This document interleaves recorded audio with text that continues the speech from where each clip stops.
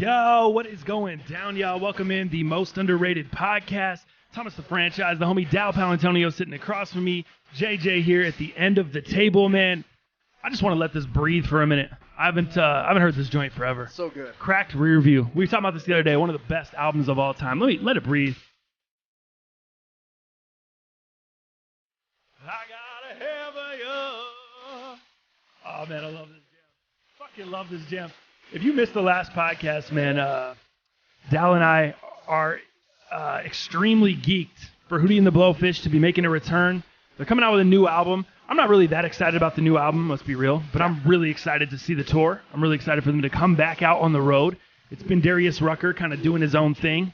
He sings some Hootie and the Blowfish songs when he's out, but this is just us. This is the 90s. It's nostalgic. Reminds me of this is my very first show I ever went to. It was the Wallflowers, Hootie and the Blowfish, Red Rocks. Waited in line. My dad took me out of school early to go, and we went running in as soon as the gates opened because Red Rocks was first come, first served back then. I couldn't keep up. My brother couldn't keep up. My dad grabs us by the back of our shirts, and he's running with us like this by our shirts, dude, and we're fucking probably like 7 and 8, you know what I mean? He's running with us like this through the damn Red Rocks so we could get there. We got second row, and I caught a drumstick that night. Did you? Fucking awesome. Yeah, dude, second row, sweet. threw a drumstick out. The kid was there. Right place, right time. Caught the drumstick. No idea where that drumstick is at today. Oh, fair enough. That's kind of like me. I've got a $5 bill with Bob Dylan's autograph on it. I have no idea where it's at. Probably spent it on some dumb shit, some gum, something, right? Yeah. But Hootie and the Blowfish coming back on tour, arguably the greatest fucking sing-along band Yeah, oh, of course. of that time and of this time, especially for us, and Cracked Rear View. That's like a greatest hits album in itself. Quality album. Fucking Quality great album. Yep. Hootie and the Blowfish going back on tour, so we had to open up with some Hootie. Bet.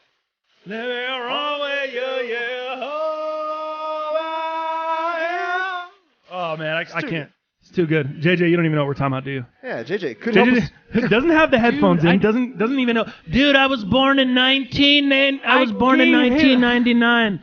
I don't even have my headphones, dude. I let Dallas borrow them, bro. And I slept in. JJ's going to get all the smoke on this podcast. My man slept in, left us hanging. We started way later than we normally start. Yep. Well, we always start late anyways, was his excuse. Not, hey, guys, I'm sorry. I'm gonna, just slept in trying to be here on time. Well, we always start late anyways. Yeah. I'm a little affected by it because guess what? I have to work today. I have to do a real job. And now I can't even go fucking check in for my Yeezys at Foot Locker.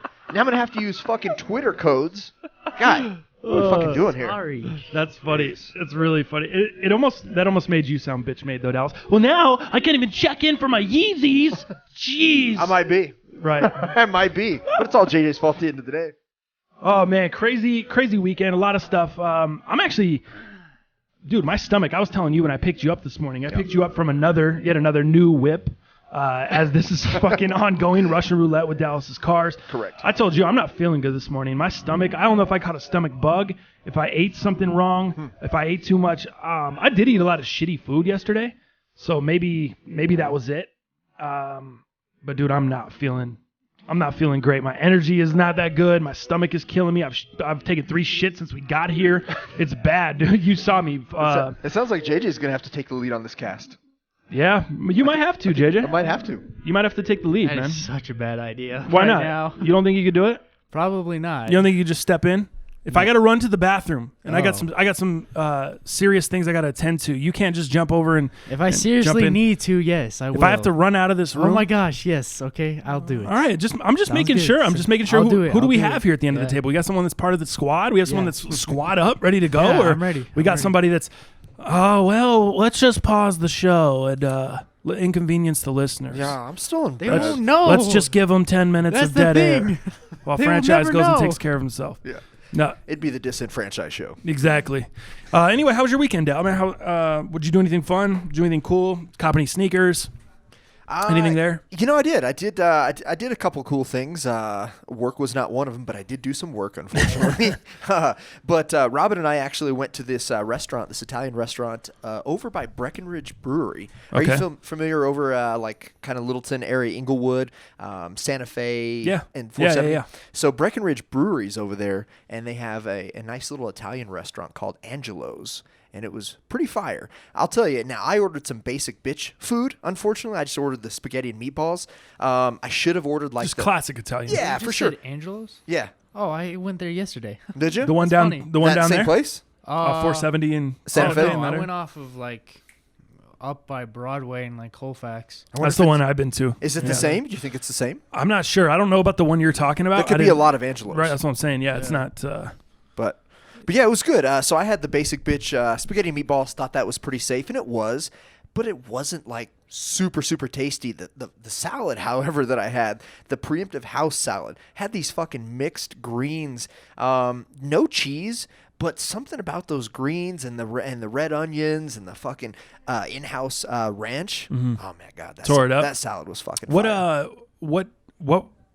I guess so. The spaghetti meatballs wasn't bad. It just wasn't like Yeah, it over was the just- top. Or Yeah, it was just real basic. And what for an made Ita- it not to your liking? I guess, or not really up to your expectation, or did you expect more? I think the noodles. It was the noodles. They're supposed to be al dente. Normally, right? it's the sauce. I feel Yeah. like I'm a big sauce guy. Are ya? Sauce has really got to be on point, especially because when I cook, I'm kind of making my own sauce. My family makes their own So sauce. you I'm kind probably of use used a to lot of garlic, right? A lot of those spices. It wasn't. It was wasn't kinda that. bland, huh? Yeah, it was kind of bland. And the meatball. Oh, so the sauce wasn't good either. The sauce wasn't nor good. the noodles Yeah, were. the noodles were a I guess little I'm not hard. saying they weren't good. It just wasn't over the top. Wasn't No, great. not at all. It I was should just have got what the it was, pasta decent. bolognese. That's kind of a traditional one at a restaurant, at an Italian restaurant as well. But with the pasta bolognese, you're going to get a little bit more creamier sauce and maybe some more entertainment within the sauce versus just the basic, marinara. And that's what it was. Robin had some baked ravioli that looked pretty good. I didn't taste any, and she actually got. What was it this time? She might have even got the oysters. I think she ordered like two oysters. So this was a little date night you guys went on, We try to. Yeah, we try to do that once a week and if we can. things are kind of where are we at here? Let's fill the listeners in. I mean, last time we left them, you were in the doghouse. Oh, man, yeah. And are you still there? The Are doghouse things is a kinda- consistent place where I lie. There's no doubt about it. I try to be consistently in the doghouse as much as I can, but we're working through Why would things. you want to be in the doghouse? Right. Seriously though. Hey, we're working through things, man. Yeah, so that's typical of us. We try to at least have one date night, where we set apart some time, because usually I'm tuned into sports, and again, we get into that. Hey, I'm about this life, and you're about this life, kind of thing. So, going out and having some dinner together is something that we very, very much enjoy. So, we went to the restaurant this weekend. I'm trying to think what else we kind of did. Were either of you guys working this weekend, or were you guys still off from the trip? Or I worked heavy this weekend. Did you? I had to be Yeah, I back was- on Friday. I was fucking back on the grind for sure. However, she had the whole weekend off, so she just continued her time off, which was nice. So she had the full weekdays off and in through the weekend. So she's back today.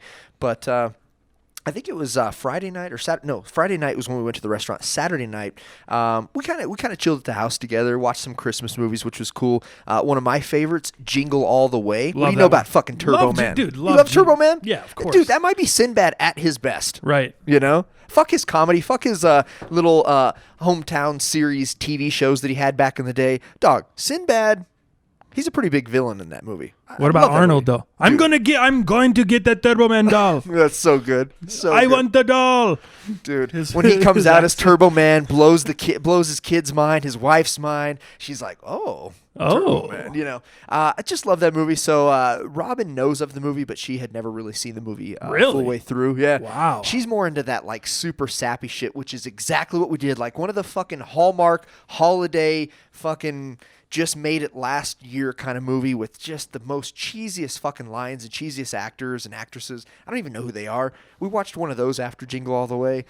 I sat through about half of it. I went up to the man cave, did my own fucking thing. Was this last night or was this Saturday. Sunday? Oh, Saturday night. Saturday night. Okay. So yesterday you watched games, obviously. All day. And she was James. frustrated. By the end of last night, let me tell you what she was doing. Dude, she was like crawling up on me. Kind of like, like an animal that you would have that just is like in need of your attention. Yeah, of Dude, course. by the end of the night, because I was football You get heavy a cat, all fucking you get day. a fucking dog. They come up on the couch. She they're was getting next to you. Just nestling me just with her fucking cold nose, trying to fucking get on top of me, just trying to grind a little What's bit. wrong Like, with give that? me some attention. It was cool, but man, I had to get out of that football mind because, as you know, fantasy playoffs started. Oh, yeah, of course. I essentially was this fucking week. in So, and out of the chair all day, up yelling, screaming, I was clapping. in good moods. I was in bad Yeah. moods. And when you have your lady getting on top of you, that kind of stuff. Yeah, it did help my mood a little bit, but I was so fucking distracted with football, fantasy. Dude, I made so many fucking bets. Did you see my tweet about overreacting? Yeah, in the morning. Yeah. Oh, dude, that's picking up the waiver wire, overreacting, fucking making dumb decisions, overthinking shit. Exactly what I did. Absolutely. Did all of that. Did you? Oh, dude, I tweeted about it and then I did. You followed your own advice. I followed my own Shitty advice. of you. Dude, just so stupid. Made so many stupid, not so many, but made a few really dumb. Last minute adjustments or changes. I heard you left Landry on the bench.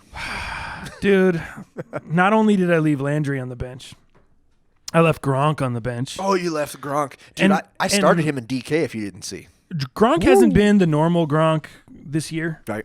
At all. Not even close. So it's not like he's your lock and load every day kind of receiver / every tight week end kind of guy that's just locked in as he used to be. Now, at a position that's thin already, there's not a ton of options. Most week you're just going to start Gronk anyway. Have to. What got me this week, dude, was the Steelers playing Oakland and the fact that in Yahoo leagues, or at least in the leagues that I'm in on Yahoo, it's not like this on ESPN, which is weird, but Yahoo, they allowed you to put Jalen Samuels in as a tight end. Really? So, yeah, dude. So, like, I was able, in the tight end position, I was able to put Pittsburgh running back Jalen Samuels because he's listed as an RB / tight end. So I was like, oh, I'm going to fucking hit the lick this week. I'm going to be up on these fools. I got Samuels in a few leagues. Nobody was up on him. I was able to claim him early when James Conner went out with the injury. Thinking I had all this fucking insight, thinking I'm up on these cats. And I go ahead and start Samuels. He scores 12 in that spot. Gronkowski sitting on the bench with 20. No big deal. Just goes off. Totally. Then I move Wilson Jr., the San Francisco 49ers running back, into the flex, pull Landry out because I'm like, oh, man, he's going to run on the Broncos. You know what I mean? Yeah. And I had a feeling the Broncos were going to lose this game. I didn't feel good about it.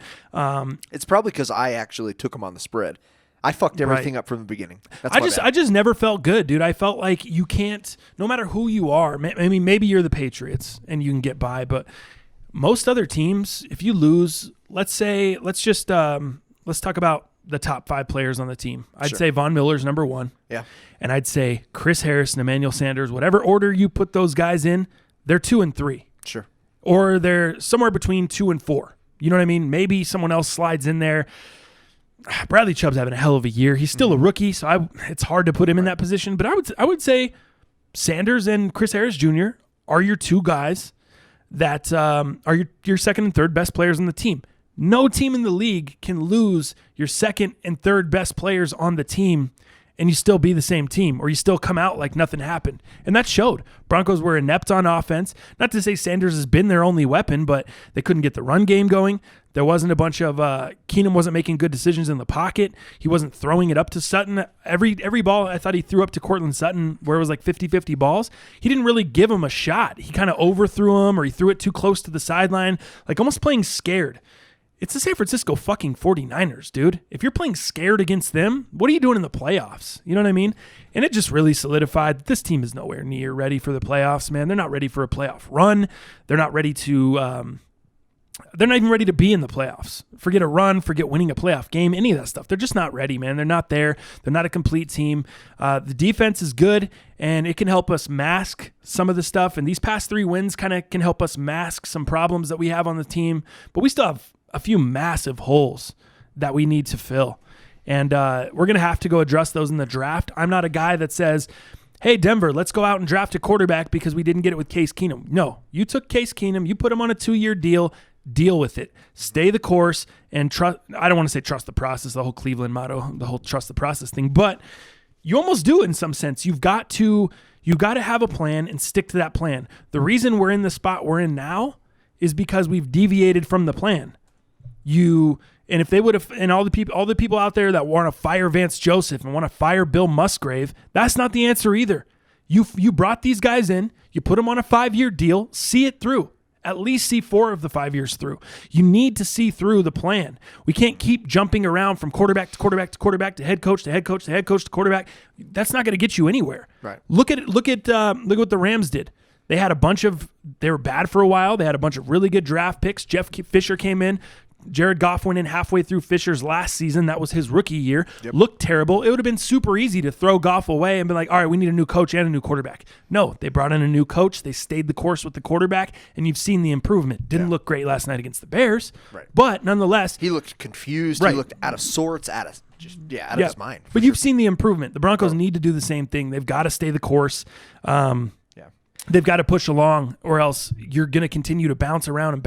You've got to see what you have. Right. And if you decide to give that much money to Case Keenum, you've got to see it through. You bet. You got to let the guy play out. So I would add to kind of what you're saying here. So, yeah, I mean, Vance Joseph, I'm not the biggest fan. I've talked about that in previous podcasts. And what I think with his challenges, I think those are what can really be concerning too. Like, is he game time management? Is he making the right decisions for game time? And is he making the right choices around challenges and these super pivotal points of games? No, he's doing terrible challenges. That's obviously the most questionable thing in things that he's doing.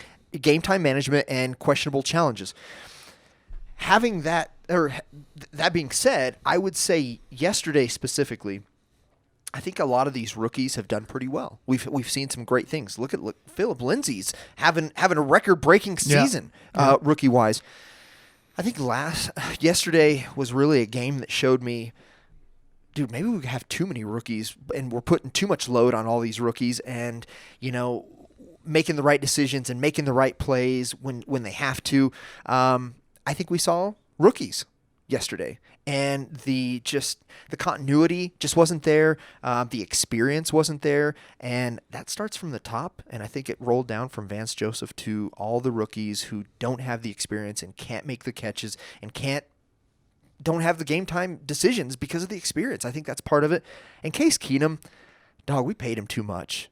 We did. And we're losing on that. He's not, dude, our offensive side has been our weakness this whole season. Our offensive schemes have been atrocious. Case Keenum's not making the right throws at the right times. We're overthrowing still. And now the fact that we don't have somebody like Sanders who will go and fucking get the ball. Now we have rookies that we're depending on. Broncos just don't make a lot of sense, and we were reminded of that, even with the hot streak that we've. So what are you saying? They need to fire Vance? So you're saying it starts from the top down? I think we ride Vance out for the rest of the season, but we don't bring him back next year. I mean, I think we got to kind of ride this out. We have what we have, but I do think it starts from the top. For the most part, look at Hugh Jackson. We get rid of him. Now, this is one different occasion. Now we're looking at what Greg Williams as like, he must look in the mirror and be like, I'm the shit. I'm the fucking man right now. You know Greg Williams if you heard him on Hard Knocks. He's probably, That's how he is. Yeah, he's probably fucking doing that right now. Right. Because obviously he's proven a point, but removing somebody of that caliber can change not only a season, but can change your people really, really quick. And maybe that's true, but man, there's just so many fucking injuries out there, and I think the Broncos are no different from that aspect. But I think we probably just ride it out. But I think you got to stay the course with Vance. I think you at least got to you got to have him here through next year, which is what Case Keenum's contract goes through. I think you've got to. Those two are married together. You know what I mean? Like you've decided to go this direction. You need to see it through. I think we need someone. We need big time help in the secondary. That's where I think you go in the draft. The Broncos go with secondary this year. You don't worry about a quarterback. You don't take a quarterback in the second round. Enough with this second round shit. Enough with the late first round quarterback stuff. That stuff, I think the numbers on it speak for themselves. Yeah. Those quarterbacks drafted in the 20s never work out. I don't want to say never, but very, very rarely work out. Let me spin that, and I agree with you there. But let's go back to when the Chiefs had to trade up to the number 10 spot and chased Mahomes, right? Mm-hmm. Chased him down. People were like, Andy Reid, what are the fucking Chiefs doing? This guy is ludicrous because Alex Smith isn't a great quarterback. He's a very decent, a very good. He's not a very great quarterback in my opinion. And then they're chasing this dream. They're chasing Mahomes down, trading up, getting this number 10 spot, drafting him way too early. Everybody said it. Now, take it back to now. Those guys are fucking best in their division, got a playoff spot. Their defense is trash. Our defense, the Broncos' defense right now, I'd put our defense against Kansas City. I'd put our defense against most defenses out there right now. So don't you think there is a little bit of sentiment to try to maybe try to find somebody like a Mahomes? Now, that being said, we just saw who won the Heisman, this past weekend. But is there anybody like Mahomes necessarily? Not next year. That's why I say we don't do a quarterback next year. So that kind of sucks. But Justin Herbert's probably going to be the number one quarterback taken. Do we keep building up the defense, though? Because I think that is the one thing that we have. That is the one thing that was solid. Chris Harris, losing him, that's a fucking big blow. And I think that's probably the biggest blow to the Broncos this season. That's what I think. You needed secondary help before Chris Harris, though. I mean, we brought in Pac-Man Jones for fuck's sake to and play released back him there. already. You know what I mean? For sure. Losing Aqib Talib, losing T.J. Ward, those are big blows. Obviously, we released T.J. Ward, maybe a little bit premature in my opinion. Yeah. I think you could have. Justin Simmons is filled in nicely, yeah. but I think you still could have used T.J. Ward. He still could have been a piece and been an integral part of that defense. Right. He was on the back end of his career. Yeah, he was a little bit hobbled by injuries. But he was a thumper, dude. That's what happens to those guys. They break down. I just think they need a little bit more help in the secondary, and they need help on the offensive line. That's what next year's draft, when you go into that draft, that should be your plan of attack. You have your skill position players. You have plenty of young receivers you're developing. You have your 2 rookie running backs this year. Those guys are fine. You don't need a quarterback this year because your guy of the future is just not there. I think you wait for next year. You see Tua Tagovailoa coming out. Sure. I think there's going to be a lot more prospects next year. Yeah. I don't think Kyler Murray will be there. He'll be the option. I don't think that's not an NFL guy for me. But also, if you draft a quarterback, if you wait and you draft O-line and secondary and you shore up some holes and some pieces that you need in next year's draft, then the following year you can go out, you can get a quarterback. Depending on what happens, I mean, who's to say that we stay the course with this plan in case Keenum doesn't turn it around next year? Yeah. Vance said they don't have a better year. Who knows?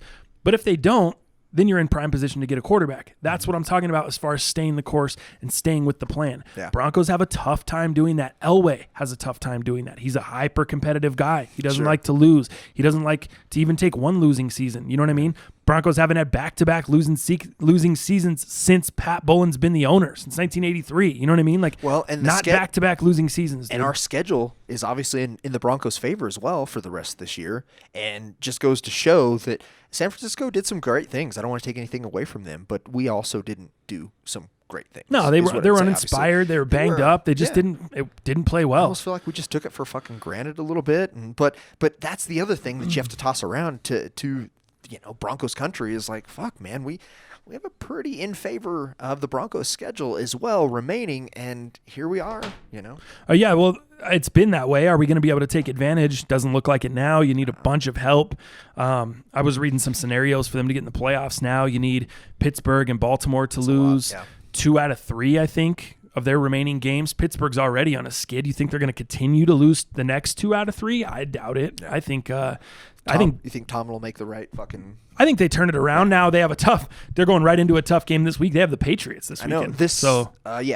So Patriots this weekend, that's going to be tough for them. Who's the big one this Thursday? Is it Chiefs, the Chargers? Chiefs and Chargers? Yeah. Woo. Yeah. I'm kind of ready for that one. It's going to be a game. Yeah. Yeah, it's going to be a game, but... Come watch it at your crib. Usually we don't lead with football, man, but it was just so football heavy over the weekend. How was your weekend? What'd you do? Anything cool? Same thing. Just watched the Broncos fantasy, worked my ass off. Dude, I had to do a ton of work this weekend. JJ and I were here. We were here super late Friday night. We were here pretty late again Saturday night. Just working, dude. It's capturing, just doing our job over here, certified, man. Capturing all the stuff that goes on over here. But it was super busy. Fantasy football heavy, playoff heavy. Did some betting. Lost $50 on the Nuggets Saturday night. Did you? Dude, well, what's up? Didn't you lose it twice? Nah, I didn't lose twice. Okay. That's that's the front desk. And I didn't bet twice. Oh, you didn't bet on the first game. No. But Joey did lose twice. Guy that works here at the front desk. But gotcha. So the Nuggets lose Friday night to the Hornets, which the Hornets they were 11-13 going into that game. So we thought the Nuggets were going to. I personally, I didn't bet that one because I was like, Hornets are good. They're averaging 114 points per game. I think that's maybe where they're going to be in trouble. Nuggets were rested coming in there, but they did have the Jamal Murray injury. And then they go out and lose to Charlotte, which Charlotte's not a bad team, not a good team. They're a middle-of-the-road team, but they do score a lot of points. Kemba Walker's So the shit. if you don't play defense, they can get up on you in a hurry. And before you look at it, you're like, oh, shit. That's just Charlotte. Exactly, Kemba. Kimba's yeah. So they beat the Nuggets Friday night. Saturday night, we come back. We're playing the fucking Hawks, dude. Now it's a back-to-back. We just played in Charlotte the night before. We traveled to Atlanta. We're playing in Atlanta Saturday night. Yeah, so we were talking about, I was like, dude, you don't know the NBA. I was talking to Joey. He's like, what do you think about the Nuggets? I was like, I don't know, man. But, you never know with the NBA. Like, you don't know if these fools are hitting the strip club at night, if they're fucking staying out late in Atlanta, messing with some bitches down there. You just don't know. But I was like, this team's young. I think they're still kind of spooked. They still listen to Mike Malone. They're not really on their own shit. We don't really have a superstar here that's has an influence on the team one way or another. So I just don't see that I don't see these guys as that type of team. I don't think they're hitting the strip club on in Atlanta before the game. But anyway, so they go out, 5-win Atlanta team. Looks like they've been hitting the strip club. Jamal Murray's still out. Gary Harris hurts his ankle in the first quarter. He's limping around the game, the court the rest of the game. They're getting smoked. Paul Millsap's been done out, kind of. Weren't even in the game since the first quarter. Just getting beat. At one point, they were down. I don't even remember. They were down by like 15 or so. Where's the Joker in all this? Joker, non-existent. Joker's not good. Busy being a smoker. Yeah, just bad, dude. Bad stuff. So, thought they would bounce back against Atlanta. 5-win team. It was a 5-point spread. Winning at one point, and then they slowly just downhilled. They were winning in the first quarter, and then they were down the whole game. They'd come back and button it up right to tied, or maybe they'd take like a 1-point lead, and then Atlanta would go on like a 10-point run, and then they'd be back in the hole. It was never like close. They were never. They just couldn't get it together, dude. It was fucking annoying. Almost as annoying as fantasy over the weekend. Yeah. That was, dude, Drew Brees, you have him in 4 leagues. He got me a nice 14.94. What'd you get out of him? 16. 16. On an average. Yep. How are you looking? First of all, yeah, we're both in 6 fantasy leagues. You bet. How many did you make the playoffs in? 5 out of 6. Damn, that's did pretty well. Better than me. And this game, so right now I am in 4 of the 6 because I did get beat out of 1 yesterday by a fucking 1.5 points. Ooh, fucking salty about it, and that's why I couldn't get in the mode with Robin as well. I was just fucking salty. I need a day to fucking recoup. Today I'll be better, but that's what I told her. She's like, okay. So, anyways, nice. Good understanding there. Okay. So thanks, Robin. So I'm in 4 of 6 currently. Now tonight's game. Dude, check this out. I am playing this fool in my ESPN league that has Cousins, Thielen, Diggs. He also had Rudolph in. Kyle Rudolph in. So he had 4 fucking Vikings in, and he made a last-minute switch yesterday, took Rudolph out and put in fucking, I don't know, somebody that shit the bed. Here, let me look real quick. Now, that being said, right now, I have a 40-point lead on him going into tonight's game. 40 points, you're up, and he has how many players? Now, so I have a 40-point lead. I still have Dalvin Cook to play. Okay. That being said, he has Cousins, Thielen, and Diggs tonight. And you're up by 30. Ooh, that's going to be tough, dude. Yeah. That's going to be tough. I'm actually up by 33, and I have Dalvin Cook still. And that it's gonna be tough. We'll see what happens. Diggs is on the upward swing. Thielen's always gonna get his touches. He's probably one of the top 5 receivers in the league. Yeah, maybe even top 3. But we'll see. And if I win this one, I'll still be going into 4 out of 6. That's gonna be a crazy game into tonight. the semis. Are you working tonight? I am, unfortunately. Damn. So I gotta close. What time are you off? 8. Yeah, we close at 8, so I'll be getting out of here about 8:40. Okay, yeah. Probably into the third quarter is what I've been averaging. Yeah. Games start here in our time zone about 6:20. Monday night games, Thursday night games, so they kick off around 6:15, 6:20. So that's going to be a good one tonight. I know the game's probably the game is already over by the time you guys are hearing this, but yeah, man, I need some. What did you make? It's important. So out of 6, what did you make? 3, 50%. Okay. So, I did 4 out of 6 last year, so I was actually better. So you're sitting in my spot. Did you get beat out of any of those 3 yesterday? Nope, still alive in all of them. Actually have the lead in all of them going into tonight's game. Like I said, I did make a couple really stupid moves, leaving Landry and Gronk on the bench. Right.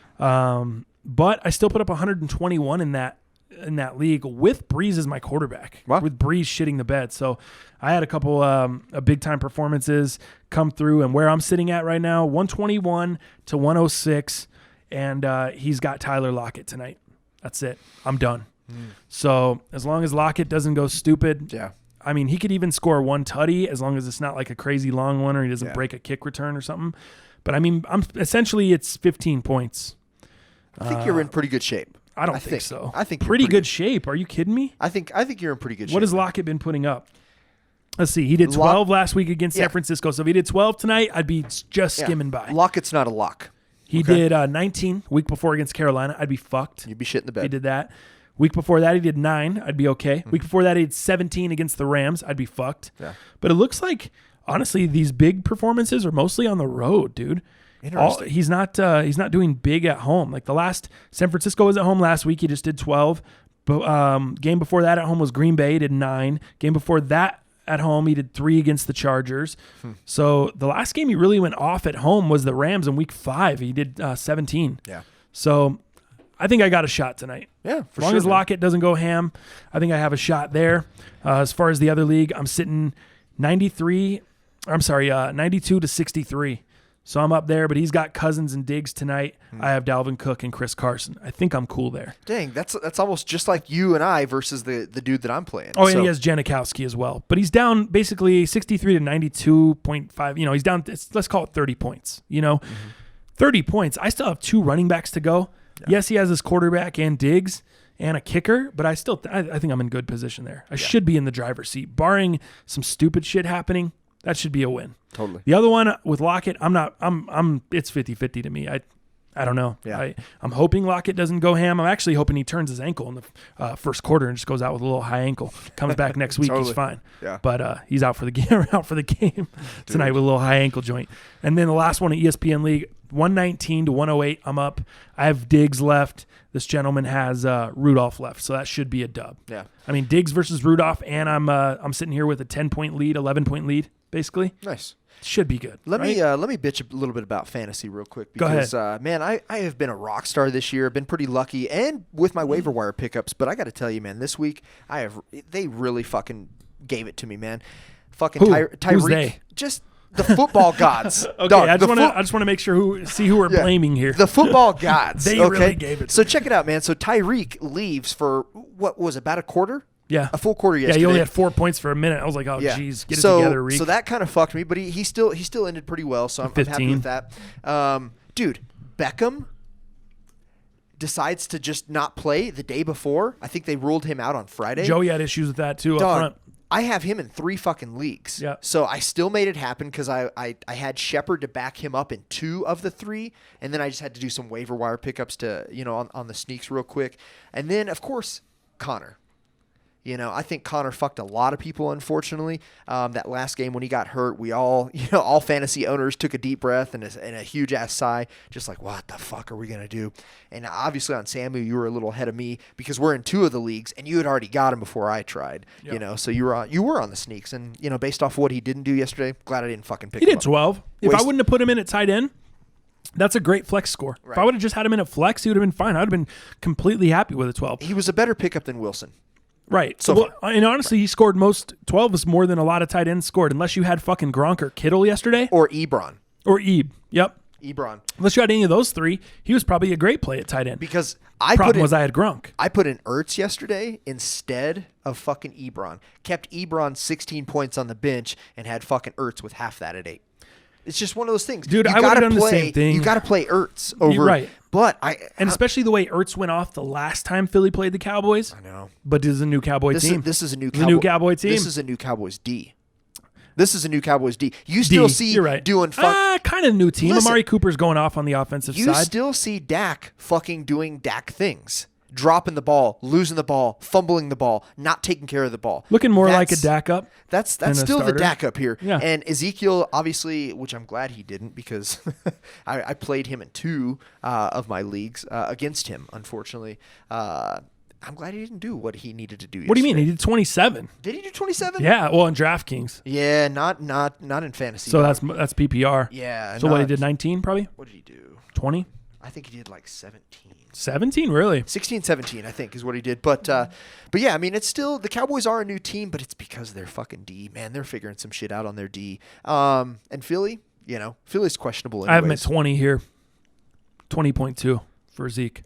Did you on regular fantasy? That's what he scored. Yep, regular. That's in Danko's league, so there's no PPR in that one. Gotcha.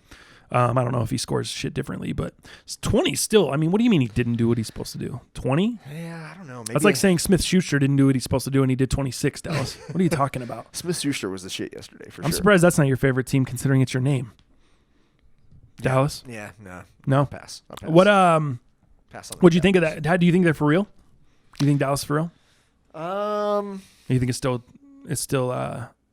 I still Too early. think it's a little too early, and I still think right now, if I was going to make a prediction, they make the playoffs and they're one and done. But it's still too early to say that. But that's my initial off the cuff feeling. you know, shit the bed for me yesterday was Antonio Brown. Oh, dude, Gosh, he was the worst yesterday. Awful, dude. Worst. 3 points, Oh, 3.5. No, Thank God I started so I started him and Smith-Schuster side by side. Did which is you? kind of risky, but I figured it's Oakland. I've done that before. I do that with Sterling, Shepard, and Odell. Odell, yep. So yeah, I mean Schuster. Thank God he scored 26. Yeah, no shit. Because he kind of offset Brown a little with the 3. Kind of. But that's the one I still have. Both guys going tonight, both running backs. So we'll see how it shakes out, man. I'm in the driver's seat in all 3 leagues. Basically, if my guys take care of business, I should be moving on in all 3 down to the semifinals next week. So you're in 5. Are you already lost 1, so technically you're still alive in 4. So I'm alive in 4 based off of tonight. And all 4 of them have implications for tonight? No, just this one. Oh, so only 1. So you've locked up 3. I've locked up 3. for Okay, this so week. at worst you're going to be if I have my best night, which is assuming I win all 3, and you have a bad night, you and I could be tied going into you could be in 3 leagues, I could be in 3 leagues. Yeah. Wow. Crazy shit. Yes, sir. Crazy shit. What a crazy weekend overall. Did you see Josh Allen? I did. Dude, Buffalo Bills. Who knew they took a top 10 running back? Yeah. Fuck. Dude. I think he was what comparison? Back-to-back 100-yard rushing games from the quarterback position? They did a comparison of him and a running back, an elite running back. Well, the downfall to the comparison is Fournette obviously has been injured a lot, but dude, a quarterback doing what Fournette has done, Wild. That's crazy. Dude, wild stuff. Yeah, no shit. Wild stuff over the weekend. Hopefully you guys had a good weekend fantasy-wise. As we're talking fantasy, we might as well run down the DraftKings tourney. Congratulations to the homie Landdog, man. He got his 2nd win. So now it's the big tuna, Jeff Fortuna. He's got 2 dubs in the DraftKings tournament. And now Landdog joins him, his 2nd dub. And he put up 177 yesterday. That was the winning score. My homie AP, Aaron Prohaska, he was looking like he had it all day. But he went to, I don't know if he went real Chiefs heavy or if he just went like super heavy with guys in the morning. He went heavy with the guys in the morning. see. He didn't have anybody playing in the second slate. No, he's a huge Chiefs fan. That's why I say that. He went with Kelsey and Reek. Reek did 25 in DraftKings. Kelsey did 20. So those are obviously both really, really good picks. So here's the thing about Landdog. Not to hate on Landdog, but dude, if you had Saquon Barkley, who did 32, and then you fucking had Amari Cooper. You threw Cooper in there. That guy. Cooper did 52, bro. He did Christian McCaffrey score from last week. So just those 2 alone, 52 and 32, I mean, you're sitting at 84 points alone. Just those 2 guys. He didn't do great at the quarterback position. Lamar Jackson only had 19. I mean, it's decent. It's middle of the road. Yep. It's not outstanding. Phil Lindsay had a down day. Yep. 15 points Still did 15. Yeah, but not great. Samuels fill in there. We talked about you could use him at a running back or tight end in certain leagues. He put in there at running back. He had 16. Michael Thomas did 20. That's kind of middle of the road for him. It wasn't on fire or anything. But that's really it, man. He had the biggest thing was he had Amari Cooper and Saquon Barkley. Yeah. Those really carried his team. Dude, the guy had Mark Andrews at the tight end position for Baltimore who did 0. He put up a bagel and still won the whole fucking shit because of Cooper, dude. Cooper was the guy that really drug him out. I think AP probably watching that, sitting in first place and just seeing Cooper catch reception after reception. That was the last game to end out of the afternoon games yesterday. Yeah. And then Cooper ends it in overtime. The game-winning catch that was a deflection from a Philly fucking D-back. Crazy. It's crazy. Crazy stuff. So big shout out to Landdog for taking down his 2nd tournament this year. Shout out to everybody that joined in. Had quite a few people in the tourney yesterday. It was a lot of fun. It was a good tourney out. Yeah, it was. Dude, you were up there. You were like top 3 with me. I ended up finishing 4th at 151. Until Amari Cooper started going off. Yeah, because guess what? Because remember, Rivers was like the earliest game to start of the midday games, and that game was over. Everybody started overtaking me at that point because I had Allen in there. I had fucking. Did I have anybody else? I had Eckler in my actual fantasies, but I just did kind of basic run of the mill stuff. Breeze got me 16, Lindsey got me 15, Ingram got me 12, so that was kind of an L there. Devontae Adams got me 21. Keenan Allen got me 18, and then of course I had Samuel as well, and then Gronkowski. He was my kind of win at 27. He was the guy. He was my dog. And Gronkowski did mediocre numbers last time they played Miami. I assumed something similar. The guy can barely move, as you saw in the last play of the game when Kenyon Drake ran right by him like he was a statue. Totally. But I just didn't think he'd go off, man. And leaving him out of the tight end position, you never leave your elite players out of your lineup in the playoffs. That's like just fantasy 101. Right. I have a bad job at following the rules of fantasy 101 because I always think I know what the fuck I'm doing. I always think I'm the smartest guy in the room. You just overthink it, and I'm dog. probably the smartest guy in the room about 4% of the time. You know what I mean? Like, let's be real. It doesn't happen very often because I'm an idiot.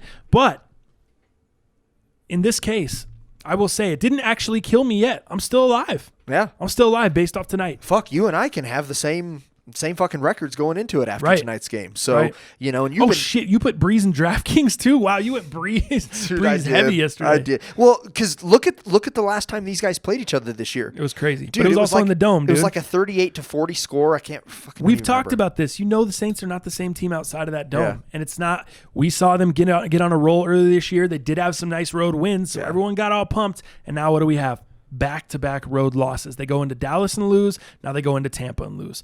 No, they won. Oh, yeah, they won in Tampa. Yeah. That's right. They just looked kind of shitty. Breeze looked kind of shitty. Dude, But they got the double at 28-14? Yeah, Tampa had the lead for quite some time. I think Right. even going into the half, if Yeah. I'm correct. And then the second half, you know, obviously They got finally it together. turned it on. Yeah. Breeze had a late touchdown there in the second half, which I saw you were like finally fucking tweeted it out, Fucking super hell. excited. But Jeez. it feels like, doesn't it feel like the Saints lost though? It doesn't feel like the Saints it does win. a little bit, yeah. Feel, and maybe it's just because I had Breeze in the league. I'm looking at you, fucking. A lot of people probably had Breeze. You know what I was waiting for them to do?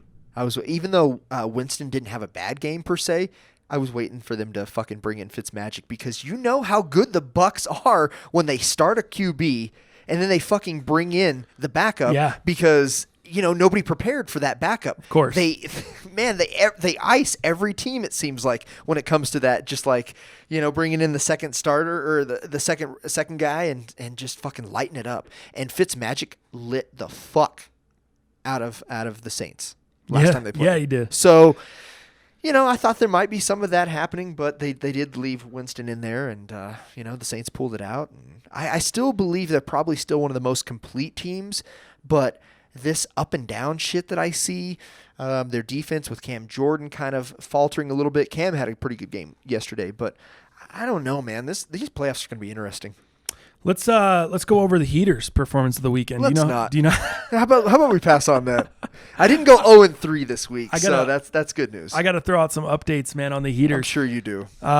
Before we kind of move on from football, or if there's anything else you want to discuss over this weekend's football, Dog, you're so smug right now. I fucking What do hate you mean? man. What do you mean? Look at that cheesy ass grin on you as you're fucking scrolling through your phone. I'm looking through the Heaters. I don't even honestly know the results. I hope didn't everybody even look. watches the YouTube of this because Why? you look like a fucking shithead with that shit grin, smug shit attitude there.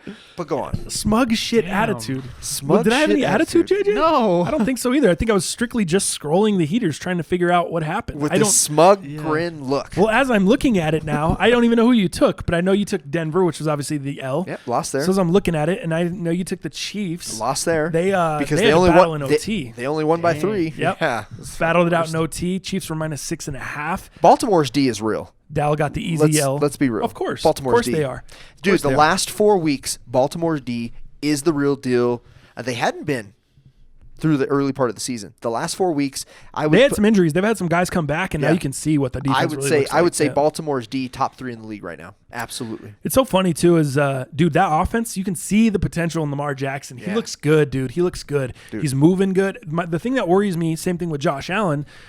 A little bit too much running, a little bit too much, not necessarily too much running, because Trubisky runs a lot, which we've already seen him get hurt. But Trubisky gets down more. But it's came out that Nagy actually had a real one-to-one conversation saying, look, dude, get your shit together. With Trubisky? Yeah. Oh, really? Get your shit together. Protect yourself. These aren't words verbatim, but they did have that conversation. Nagy had a long conversation with Trubisky to just protect himself. Yeah. He loves the aggressiveness. He loves just going for it, and Trubisky, damn good at it. But these quarterbacks, especially some of the rookies out there, they need to protect themselves a little bit more. Well, Jackson got dinged. Was that yesterday or was it last week? He got dinged. He went out of the game just for. Oh, it was yesterday. It was yesterday. RG3 came in and had to take a 3rd and 4th down when they went for it on 4th at the end of the game. Actually, that became big. That fucking 4th down pass was actually a good toss. Yeah. It's not RG3's fault. I agree. Sure. That was a great pass. Yep. I think. So yeah, that's kind of the concern. Lamar Jackson went out of the game there, critical situation. Yeah. Josh Allen's gone out of the game or missed a couple weeks earlier in the season, injury. Yeah. He's still running a ton. He doesn't look like he's stopping. No. You know what I mean? Trubisky, we saw him. You saying he had a heart-to-heart. Yeah. I think there's some real excitement in the NFL and the real excitement with these young quarterbacks, and it's really this RPO stuff that the Eagles kind of popularized last year with Carson Wentz before he got injured is really taking the league over, man. It's really moving forward. I know we talked a couple weeks ago about, hey, is this the future of football when we saw the Rams versus the Chiefs? And I said, yeah, let's hold up. It's still fucking warm weather. You know what I mean? Weather's the ultimate equalizer. And we saw that last night. It was cold in Chicago. The Bears got after Jared Goff. He looked lost. He looked confused. And so I don't think every team scoring 50 points is the future of the NFL. I think you might see some more high scoring. You might see some records be broken that have stood for a long time. But overall, weather and defense are still always going to win in this league. Yeah. They are. We've seen that with the Cowboys, their defense. We've seen that with the Broncos winning games strictly off of defense. We saw it last night with Chicago. Yeah. Their offense looked terrible. Dude, the defense put them in so many good positions, Chicago's defense, and Chicago's offense could not capitalize. But their D really carried them through that game. So good. Rams D tried, but they just couldn't. They got put in some bad spots. Chicago's D turned the Rams over a couple times in their own red zone. What do you know about Chicago bringing in their heavy hitter linebackers? That was crazy for the fucking tutty. Yeah, that was tight. They had to go all Philly Eagles and do some extra shit on the goal line there. That was pretty tight, dude. Super creative. Goff looked really out of sorts last Rattled. night. Did you see his eyes? Maybe and this is no shade on him. I don't mean to make fun of anybody, but his eyes are a little weird, and I really noticed it last night. Like he didn't look like he had a disability, but he looked really just different to me. What is that? Like with his eyes, I don't know. Like something was happening last night. I don't know if he got hit hard or something. Dallas, it was cold. Dude, he looked out of sorts. It was cold. From his look, from his feel, from his... Have you ever looked at someone's face in the cold? Have you ever seen these coaches stand on the sidelines? They don't look the same as they look in the normal... I guess. I don't know. I never really pay attention to the looks. I just play attention to the ball. But, man, I really focused on Goff. And, man, he just looked so out of sorts. When people get cold, they start to look a little different, Dallas. Maybe their face looks a little pale. Maybe things droop a little bit. What do you mean? His eyes, he just looked like he had got like 3 concussions based off of his eyes and how his face was last night. I just felt really bad for the guy because he was out of sorts. He needed to go back to LA weather because this guy did not come to play. Well, look at Drew Brees when he played the Cowboys. I said that. I was like, God, he looks fucking scared. He did. You know what I mean? He looked off that night Same too. kind of look. No. Breeze didn't have the eye thing that I saw last night from Goff. I can't believe you. But what a piece of crap. I don't mean to throw any shade. He just looked totally different, man. From a physical appearance to how he played. He just didn't look right, man. Some of the balls that I initially thought... thought... get some naps like JJ. JJ needs some naps. You need to get some rest. JJ needs some naps. I was like, JJ, what time you go to bed last night? 11:30. Still late for the cast today. That's plenty of sleep. Yeah. Could have slept all day yesterday. Said he had work to do. Interesting. I didn't see any projects completed. Go ahead. It wasn't projects for this business. Oh, I have okay. other My things in the works right now. Wow. But the thing is that I have a problem waking up, and I could, yeah, obviously, but I've slept through 13 alarms. Like, I'm a deep sleeper. 13 alarms? Yeah. Like different alarms or yeah, just and 13 my on your alarm phone? is literally a dude sticking a fucking fork down a garbage disposal. And like that, I need something that loud and obnoxious Do you to go wake into me up. hibernation when you go to Yeah. sleep? Or? But the thing is that understand. I like put it next to my bedstand and everything, and I like faintly remember of me waking up like very faintly, turning it off, and then passing out again. Usually I'm supposed to just put it on my desk, so I have to get up and like walk over there and grab it. So Is your room really dark? yeah, I guess, but my window's like right next to the fucking like parking lot, so sometimes people like shine their lights in my fucking window and everything, so that's fun. But 13 times. That's yeah, I have to like set for a full hour. I have to go 6 o'clock, 6:15, 6:30, 6:45, 6:50, and then 7, and then I do that for multiple hours. If I had to fuck with my alarm 13 times, I'd be so fucking grumpy and pissed off coming into any situation, much less a full day. There's no way you're going to get the best of me. That fucking alarm got the best of me, and I've got nothing left for the day. it's You know so what I true mean? though. Like, I'm being real here. I'm with you. I don't know if I could do 13 alarms. I have one alarm. It goes off. And right when it goes off, I get out of bed. Yeah. I don't click the snooze. Very rarely do I ever click the snooze. I never hit the fucking snooze. But the thing is with me is that like I sleep through them. Like the first one never wakes me up. Like I'm lucky if the first one wakes me up. Wild. Huh. Do you smoke like an intense amount of pot before you go to bed? Like it just puts you in almost a No. coma or what? No, I'm like I've always been like this. Like, You really do go into hibernation. How many whiskey sours do you drink before you go to bed? not enough. No shit. Are you a gin guy? Yeah. Little gin before bed? No. No? Little gin and tonic? No? Nah. Sounds like it. Do you like a little gin and tonic? Hold the gin? No. No. So yeah, JJ, I was gonna invite JJ to Dallas's birthday, and I realized he couldn't even come because he's not 21. Yeah. Couldn't get into the bar. Whoa. Interesting. Fire. But yeah, I don't know how you do that, man. I literally hear the alarm, I wake up, I pop up, and I start making coffee. That's how I have to get up. Especially, it also doesn't help the fact that I was up like till 3 in the morning one night, 1 in the morning the next night. Oh, yeah, and that's then, right. Like, He was I editing woke the up at podcast fucking till 7. Yeah. He was editing the last podcast till 3. He came in on Friday looking half dead. That's fine. Well, dude, when I was fucking 19, is that how old you are, or 20? I'm 20. Yeah, I remember when I was fucking 20. I was fucking having heaters every night. Yeah. I wasn't going 1 and 3 on my heaters. I was fucking coming back the next day to work and fucking grinding. What does that mean? You were having heaters every night? I don't know, man. Doesn't make any fucking sense. Like, what are you saying? When I was 20, I was fucking getting it, man. I was partying, I was drinking, I was getting crazy, I was getting wild. I was fucking staying up. Man, I remember back in the day, shit, when I was 20, I had just moved up here, and I was going to like DU parties. I had homies that went to DU. Yeah. And dude, I'd be wearing the same clothes all weekend, just fucking night after night, every weekend, just fucking tying one on, going to these clubs that would let us in when we weren't even 21, just doing it big. And my work never suffered. And I'm not saying yours is, JJ. You were a little late to the podcast this morning, but my work never suffered. As a matter of fact, I was probably more intensely badass with my work just because, I don't know. What did you do exactly? When I partied? No. At that time. Oh, for work at that time. Shit, man. I was Best Buy? Yeah, I was a Best Buy guy. Dude, I worked my ass off and worked my way up the chain.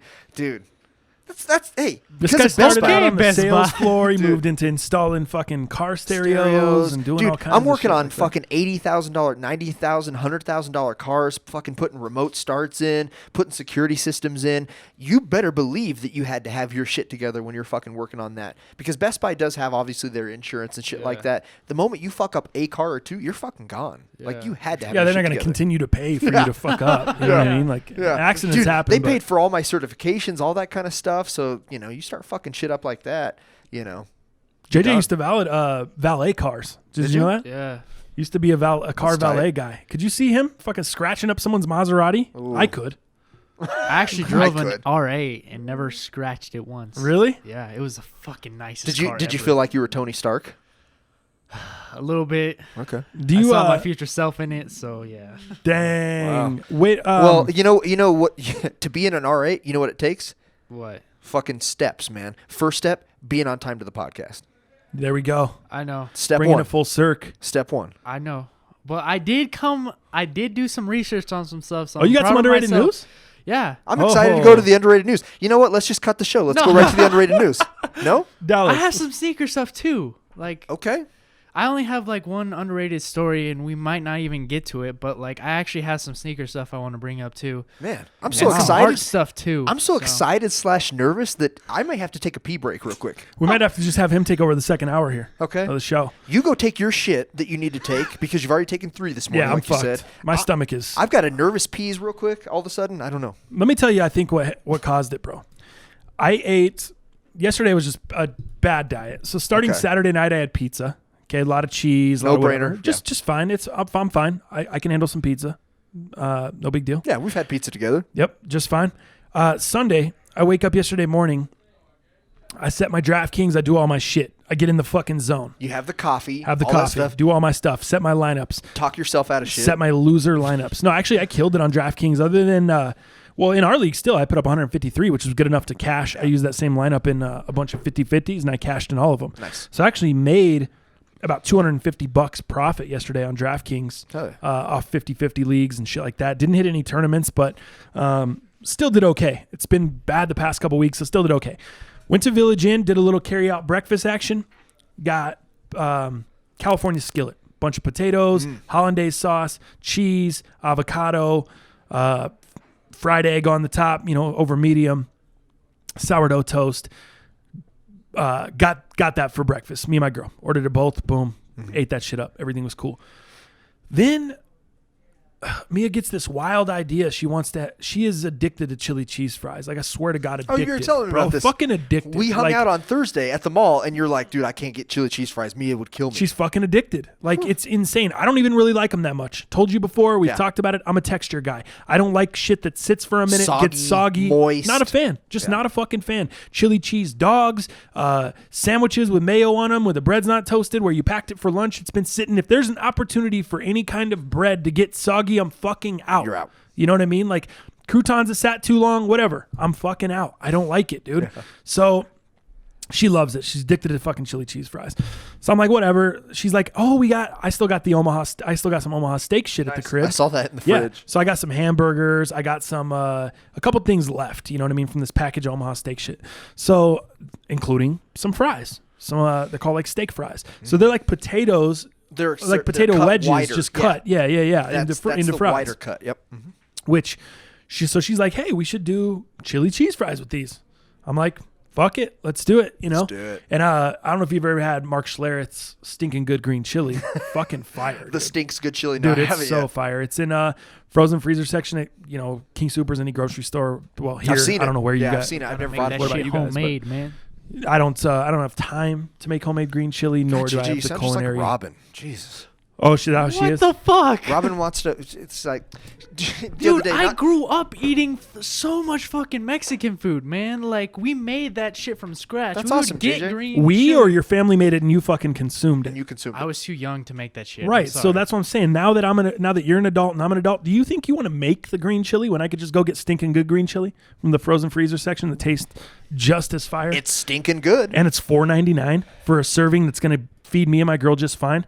Instead, I spend $30 and 8 hours to cook up a bunch of green chili that I'm not going to now eat, or I'm going to have to freeze, and I'm going to have green chili for a year that I probably made too spicy, or that my girl probably made a little bit too spicy that annoys me a little bit. No, I could just go to the $4.99, drop it on the frozen freezer section, have the green chili, get the medium heat. Yeah. It's always consistent. It's always the same. A little bit of heat, not a Little lot bit of heat. Exactly. It's not blowing me out. I'm not having to blow my nose. I'm not getting all lathered, having to wipe my forehead while I'm eating. So Robin's the same way. Last night, she just hit me up, so I want you to finish your story because I'm ready to hear this chili cheese fries. But Robin's the same way. She's like, last night, she hits me up and says, hey, hey, babe. I got to do the voice because I just you're fucking feel fucked. like it. Why, Dallas? Why? Dude, you're Dallas, you're draining the love tank. you're killing I'm it not now. going to siphon it this You're time. siphoning Taking the a love pickaxe to it. Hey, I'm giving JJ. I'm giving a tribute right now. You're taking a pickaxe to the love tank. Okay. According to I'm just JJ. giving the Tenacious D tribute. Okay, Ooh, real quick. This I wish is I had just that a sound loaded up. tribute. Yeah, I wish I had the fucking soundtrack. You gotta believe me. Anyways, so she's like, last night she's like, hey, babe, how about I just make you like authentic mac and cheese? And I'm like, we have Blue Box. Why would you do that? And You guys have no Bob Evans? That's it. Listen, JJ, before you get on the fucking mic and embarrass yourself, okay? I said, why would we do that? We have Blue Box. How about I make Blue Box for you? I.e., how about I fill up your love tank because you fucking complain to me all the time about me not making food. So I'm thinking I'm doing the right thing by questioning her and saying, well, hold on, we already got Blue Box. I'll take care of it. Wait. Is that a real thing? You guys always, she's on your case about you never cooking food for her? Oh, yeah. Why? Why don't you just cook a little food?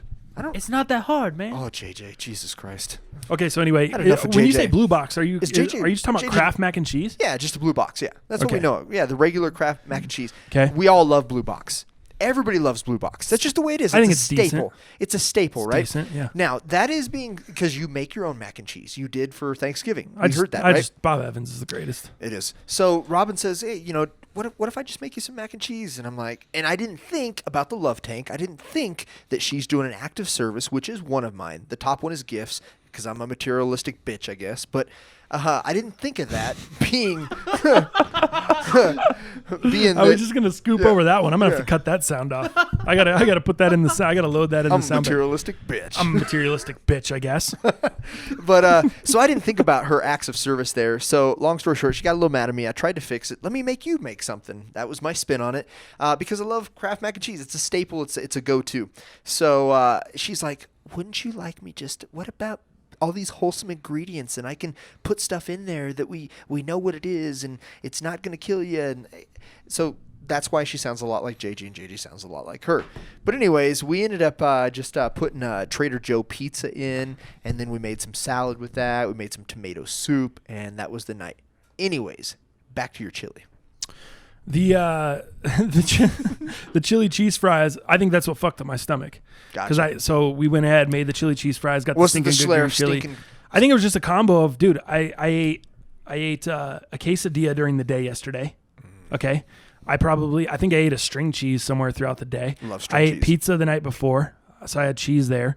Then we had a bunch of cheese topped over the chili cheese fries. I mean, I had cheese in the morning with the Village Inn fucking breakfast. Then we topped off the chili cheese fries with that. And dude, I was watching the Sunday night game, not paying attention, and I just think I put way too much salt, dude. I used way too much garlic salt on the fucking fries themselves.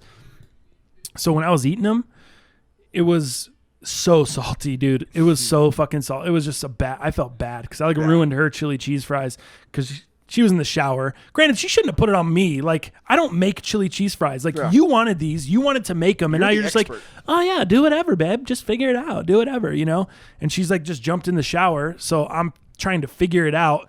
And I shit the bed. I ruined the fries. I put too much fucking salt on them if you've cooked, anyone that's ever cooked you've done that. You've put too much of whatever it may be. This time I put too much salt and it made it, I was so hungry though. I freaking ate probably probably more than half, 3/4 of this plate before I realized it was too much salt. And I was like, all right, this is too salty. And then about 30 minutes after, wasn't feeling good. Went to bed last night, not feeling good. Woke up this morning feeling even worse. And I think that's where it came from. I think it was too much salt.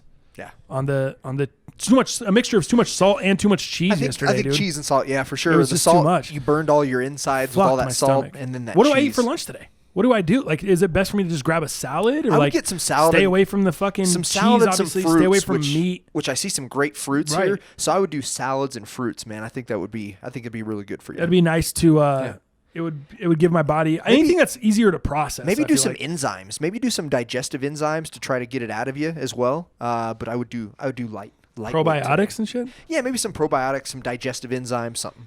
Wow. JJ might know a little bit better. He'd probably fucking make you some. Maybe. Yeah. Maybe. That's what killed me. That's what Gotcha. the chili cheese fries fucking. Well, I'm they glad just you're here. I'm glad you're live in the flesh today.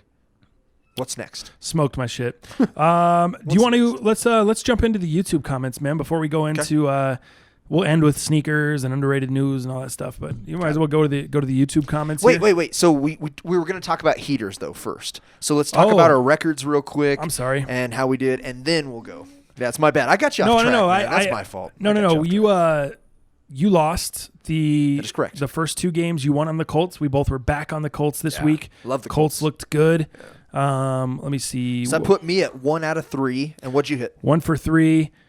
What was the Colts? 24-21. That's what it was. A big upset of Houston. Dude. Yeah. Houston on a, what were they, 9-game winning streak? 9-game skid, a 9-game winning streak just came to a skid. Yep. They put them down there.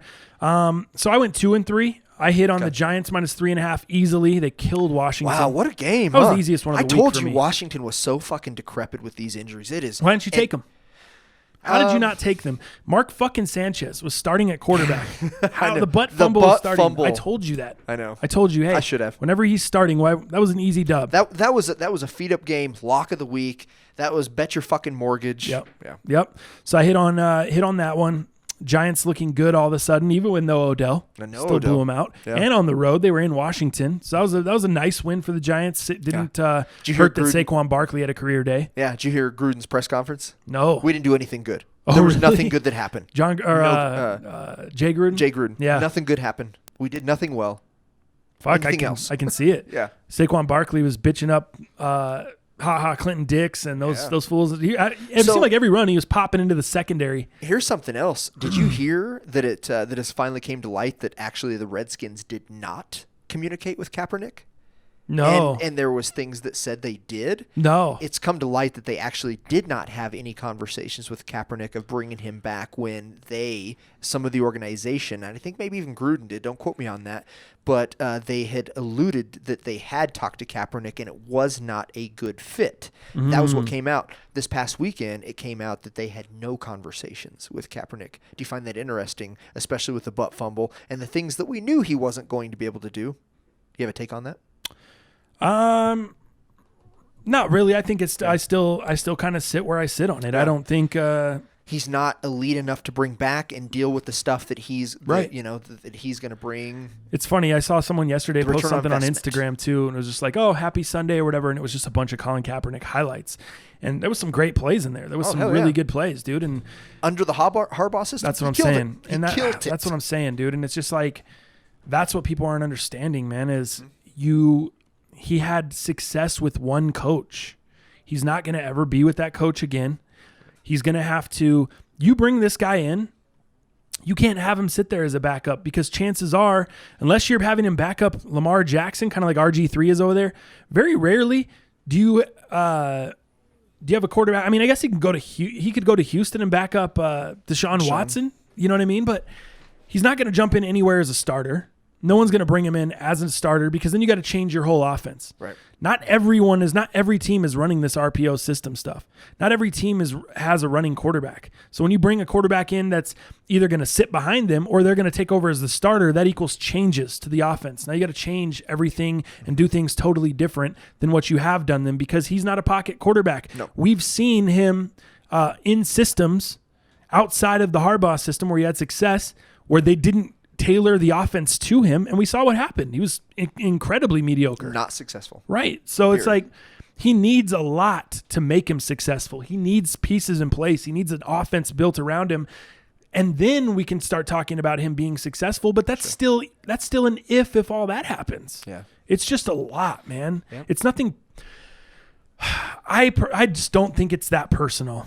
I think there are some owners that are annoyed by his stance on the anthem or and that's they're off base because he's not protesting the anthem.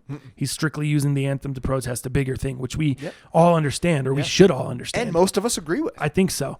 But the fact as far as him playing on the field and his talent and his skill level, if he was really serious about playing football again, he would go to what Johnny Manziel did. He would go Canadian up now, football even league. if now Manziel's experience has not gone well for him up there, Right. but you would go up to Canada. You would ball out. You would show that you still have potential. Sure. You could show what you could do, similar to Tommy Maddox or Warren Moon or Chad whoever. Kelly could do that. Right, exactly. If you're really that serious, that's the direction you probably want to go. Bet. That's a direction I could see a guy like Paxton Lynch going. Mm-hmm. Speaking of Paxton Lynch, I saw him last Friday. Did you? I forgot to tweet it out. I was going to tweet it out, not a picture of him or anything, but I was just going to say I saw him. I got super busy, but yeah, I was at a local barber shop. Our shop managed a bunch of ATMs around the city, so I go and fill them up when they're low, and it's kind of part of my job here. So I go into this barber shop down the street, and Paxton Lynch is in there, just getting cut up. Yeah. He's getting like a nice little fade with a little line in his shit and a little, beard line up and everything. And guess what shoes he was wearing? Paxton That's why I was Lynch. going to tweet it out because I was going to put up a poll and I was going to list like What day did you a see few him? different pairs of shoes and see if people could guess. I saw him on Friday. So it was last Friday. before the Concord drop. Yep. Saw him on last Rookie of the Friday. years. No. Okay. No. That's my guess. Sorry. Okay. How about this? Jordan Brand or Adidas? I don't remember what he was or if he was anything. I want to say Adidas, but I'm going to say Jordan. I'm going to stick with Jordan Brand. Should have gone with your gut. It was Adidas. Was it? What? Oh yeah, I told you, didn't I? JJ knows. Like, Gotcha. don't chime in. All right, it was Adidas. Okay. Do you think it was an Ultra Boost, an NMD, or an EQT? It was not an NMD. Okay. It was not an NMD. EQT, that's an odd one. Again, gut says EQT, but I'm going to say Ultra Boost Cream. So you're going against your gut twice in Yeah. a row. Yeah. Did I lose twice? It was an Ultra Boost. Okay. Nice job. It That's was not the creams. Ultra Boost, was it caged or uncaged? Ooh. He seems a little against the grain. I'm going to go uncaged. It was uncaged. Yes. It That was the my gut. Now, I couldn't tell if it was the uncaged triple white or the uncaged triple white that was reflective. You know what I'm talking about? Both of those that are was kinda like 3M, gross. But it was one of those pairs. I think it was the 3M pair because it looked kind of sparkly in the toe. But yeah, it was a size 17 of the fucking in the uncaged pair. I don't know if it was 17, but the shit was huge, dude. It looked like, I mean, you know how tall the guy's 6'8", Yeah. or 6'7", whatever he is. And So hardly nobody wears uncaged. The 3M, if it is the sparkle, that's cool. it looked good. They actually looked good, dude. He had the uncaged on with some no-show socks tucked Okay. in, or if he had socks, I don't know. But then he had some jogger sweats, so you kind of showed a little bit of ankle. Yeah. He had the right pants on. It actually looked dope. Like Fire fit. he wasn't walking around. He was just sitting in the barber chair. But Right. I noticed, I noticed him sitting there, obviously, and I noticed his kicks. And yeah, dude, he was just chilling, fucking getting cut up, uncaged Ultra Boost, triple whites or Nice. triple white 3M, whatever it was. So yeah, pretty cool. I'm glad he respects his feet. Right, exactly. So as far as I went 2-1 there, one with the Colts with you, and then one on the Giants. Lost on Atlanta. Atlanta's just a bad team. Dude. Yeah, Atlanta. Bad football team. Atlanta's a bunch of turds. Going into Green Bay, I lost that bet with Ochi as well. If you listened to the podcast, the last episode, I had a bet with Ochi who was sitting in with us on, I think I took Atlanta plus the spread. Did you? Against him as well. Same thing as the Heaters. He thought Green Bay would bounce back, new coach, all that stuff. Predictable. Not even that impressive, Ochi. You fuck. No, I'm just Did he kidding. get his glasses back? No, they're they're still sitting here. Oh. They're still chilling here. I got to give those to him as well. What's Yeah, the records? Oh the yeah, records let's do a little update. Little update. So you were 21-17 going into that week. You're now 22 19. and 19. Dal falling a little bit there, but still over 500. 3 games. He's got a little bit of a cushion. I'm going to button mine up now. 22 wins as well, 19 losses as well, and 1 push. How does that happen? Did I fuck this up somehow? I had myself at 20-18-1. How did I mess this up? Damn it. Because now I have us both at 22-19, but I have me at 1 push. Fuck. How did this happen? I won the Colts. I won the Giants. Damn it. Somehow I messed up. Yep. Somewhere along the line, I messed up. We'll have to figure that out. There's no way to figure this out. I know. There's no way. Fuck. Somehow I shit the bed on this. I don't get it. What do we do? Should we just eliminate my push and call it 22-19 as well? What do we do here? Yeah, I don't know. How are we going to figure that out? I don't like the push. How did I mess that up? All right, yeah, I have to eliminate the push. I feel like we're just tied at 22-19. I'll try to figure it out before the next cast, but what's that look on your face, JJ? Do you- What's that look? Do you want to go figure it out? Yeah. Do you have irritable bowel as well? Yeah. Do you have some stomach issues? Do you put too much salt on the fries? Yeah. No. Do you eat too much cheese? All we would have to do is go back to the last podcast and just see what the record was before the games. What if it last got week. fucked up before that podcast? And we go to the podcast. What if it after got that? messed up before that one? You see we'll what I'm go. saying? We're down. We're in a shit storm We here. got to know where the fuck up happened. We're sliding down a mountain with no way to stop. You ever seen Black Sheep? You ever seen that movie Black Sheep with Chris Farley when he's tumbling down the hill and he grabs onto the little weeds? Yeah. No. Little roots, please hold strong, little roots. And he's like onto this little fucking, there's like this little tiny branch, dude. Yeah. And then of course it doesn't hold strong, and he fucking it breaks, and he goes tumbling down the rest of the mountain, and he gets up at the bottom, and he has his coat on, and he's all dusty, and his hair's all fucking dusty, and he looks up and he goes, "What in the hell was that all about?" And he's just all fucking, his hair's Farley's the messed shit. up. Oh Man, god, he was the shit. classic, such a classic. All right, so that's what happened with heaters. We'll on the next podcast later in the week, we'll run down the heaters as we look over the games for that week. Dude, there was a comment on Dude, there was a comment on the Fam Crew. I believe it was on the podcast with the Fam Crew when we talked about Kareem Hunt and Colin Kaepernick in that episode. Was there? And someone talked about I was way off base with Colin Kaepernick, and they laid out a bunch of reasons, and it was very, very good, the reasons and the facts. And then someone commented, dude, with everything I was going to say. The dude that's a big Seattle fan, I don't know his name. He has like a Seattle logo, and he commented back, and he was like, "Oh, let's talk about this." And he addressed every one of the things the dude said, and he went back at him the exact same. I couldn't have said it better myself, dude. It was literally like reading my mind. It was insane.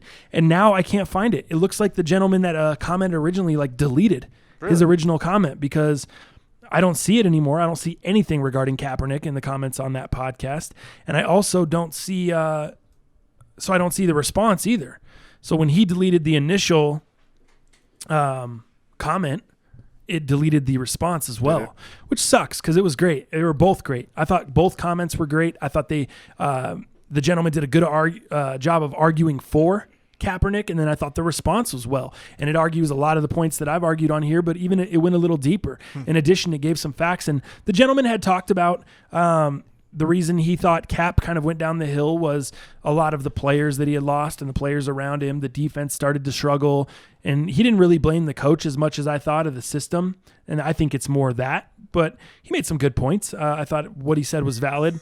It really, my bad. It made me a little bit, I don't know, made me question some things and think about some things. And that's what I love about this podcast, man. In no way, some shit I'm steadfast on and I feel a certain way, but there's a lot of stuff that I could be swayed on.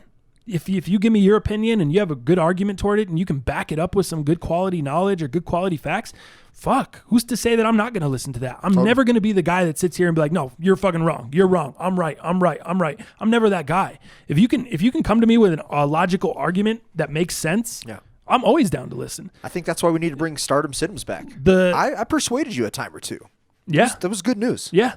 But, you definitely did. And I think that's what we try to do with this podcast, man, is just incite some conversation. Yeah. Bring up the convo. Let's all talk, whether we agree or disagree. Let's all at least listen to each other. Let's listen to the other side. I know you're on this side, but let's at least listen and see what's going on. And then maybe we can all, whether we agree or not agree, but maybe we can at least respect the other person and be like, all right, I can totally see where that guy's coming from. You know what I mean? You just have to be an ignorant idiot to never listen to the other side or to never want to learn or to never want to get better. That's not good for anybody. It's not good for you because you're not educating yourself. You're not hearing a different perspective, and it's not good for the community. It's not good for the world, whether we're talking politics, whether we're talking shit, whether we're talking sports, whether we're talking whatever. It's always beneficial to listen to the other side. We're in a progressive society. You don't have to always agree, but just let's just have a convo. We're in a progressive society. You can't be left behind. Plus, it challenges your own beliefs, man. If you believe so hard this way, and then you listen to the other side, and it challenges some of that shit, it's like, damn, maybe I was wrong. I felt this way for the past 5 years. Maybe I'm fucking a little wrong about this. Maybe you don't completely flip. Maybe you do completely flip your take. Maybe you completely go the other way. Maybe you don't, but at least you listen and you allow yourself to hear a different perspective. And that's something that I really enjoy. Starting off the comments here, I will pull one from the older podcast with Johnny and Trav, just because I'm in here. We didn't get to it. Thinking about a snowboard trip to Winter Park. How was it up there? Mm-hmm. I know you got your pass, you got your board locked and loaded. Have you been up yet? I haven't been up yet. No. What do you have you heard about Winter Park? Winter Park's know good. About snow up there? I don't know about this year. I don't know. Here's what I like about Winter Park. Here's what I'll tell you. Aside from the conditions, what they may or may not be this year. Winter Park is awesome because it's a huge ass mountain, and they have a second part of the mountain called Mary Jane. And over on Mary Jane, you have your more intermediate to advanced terrain. So you have a lot more blues and blacks on that side. And typically, it's a lot less busy on that side. I call that the kind of hometown side. So that, so you can kind of be on your hometown side, get your runs, get your space, and not be on the actual Winter Park side, which stays more touristy and more busy. So I think Winter Park's a great, great, great place to go. What is the snow like right now? Do you know? I don't know what it is like right now, to be honest with you. I don't know what the bases are, that kind of stuff. Are they at like a 30-inch base? Is 60% of the mountain open? Is it 40% of the mountain open? I don't really know quite yet. I've just been so consumed with work and podcasts. The base is at 39 inches. 39 inches of Winter Park, huh? So I'm not sure if he was talking about Winter Park in general or he was talking about the actual conditions now, but if you're talking about Winter Park, I hope so, because that's a great mountain, and take that feedback because I used to get the pass there. It's a great What do you place. have now? What do you have this year? Loveland Pass. So I have the midweek pass, $300, no blackouts, Monday through Friday, good to go. So we could technically come in here, hit the cast, and then go up. Absolutely. Would that be worth it, though? Dude, considering we're getting out of here at the cast. It's always worth it. So for somebody like you that doesn't have a pass, I would question that because you're going to pay $70, $65, $70. You don't get any deal when you buy your pass. It didn't come with any fucking like little hey, bring a friend for $30 or any kind of cool. Remember, they used to do all kinds of shit like that. Then Colorado got so crowded. Now there's no fucking Shell deals, Gas dude. used to use buy one get one half off or buy one get one. Used to be able to trip and fall over ski fucking tickets all the time. When I was like in high school or younger, like I felt like someone always had an extra, like they could Buddy just oop pass, me or here whatever $20 with this whatever. Not anymore, dude. Since they legalized weed and it's gotten so crowded here. Back in it really started in 2012. I mean, people started coming here. I think after we kind of got some shine with the DNC in 2008 with Obama and all that stuff, Colorado got some shine. Housing market was in the toilet with the whole 2008 stuff. Obama had the stimulus package, kind of bringing the economy back, trying to bring the economy back. And Denver really benefited from that. And I saw us growing. And then all of a sudden, when we legalized weed in 2012, it just boomed, dude. We started gaining so many people here. And now, not only is ski traffic insane, there's no deals on anything around here. Whether it's food, whether it's ski tickets, whether it's whatever, they know that there's so many fucks here and everyone's paying full price to everything. Rent prices are through the roof. It's like mini San Francisco over here. You know what I mean? It's not to that extent, but it's like a mini version of that where it's like, don't expect any deals. Don't expect any handouts around here in the CO, in Denver and the surrounding areas, because you're not getting it, man. Yeah. It's East Coast swag. And that's just another thing that's kind of been lost for us is lift tickets. I mean, $300 for a midweek pass, that's still kind of a lot, dude. But it's probably one of the better deals, I would say. It is one of the better deals because I think the Epic Pass now is somewhere in the ballpark of like $550. Even a Copper pass, you buy a 4-pack to Copper. That shit was like $200 or $179. Yeah, so at that point, you might as well get a full season pass. Loveland's closer, right? A lot less of a drive. Usually less busy because people. It's not as big of a mountain. That's a shit mountain, right? It's not as big. It's not as big. But you ski right over the Continental Divide. How fucking cool is that? Yeah, a lot of people don't know what that is. Dallas. Oh, that's fine. Look it up.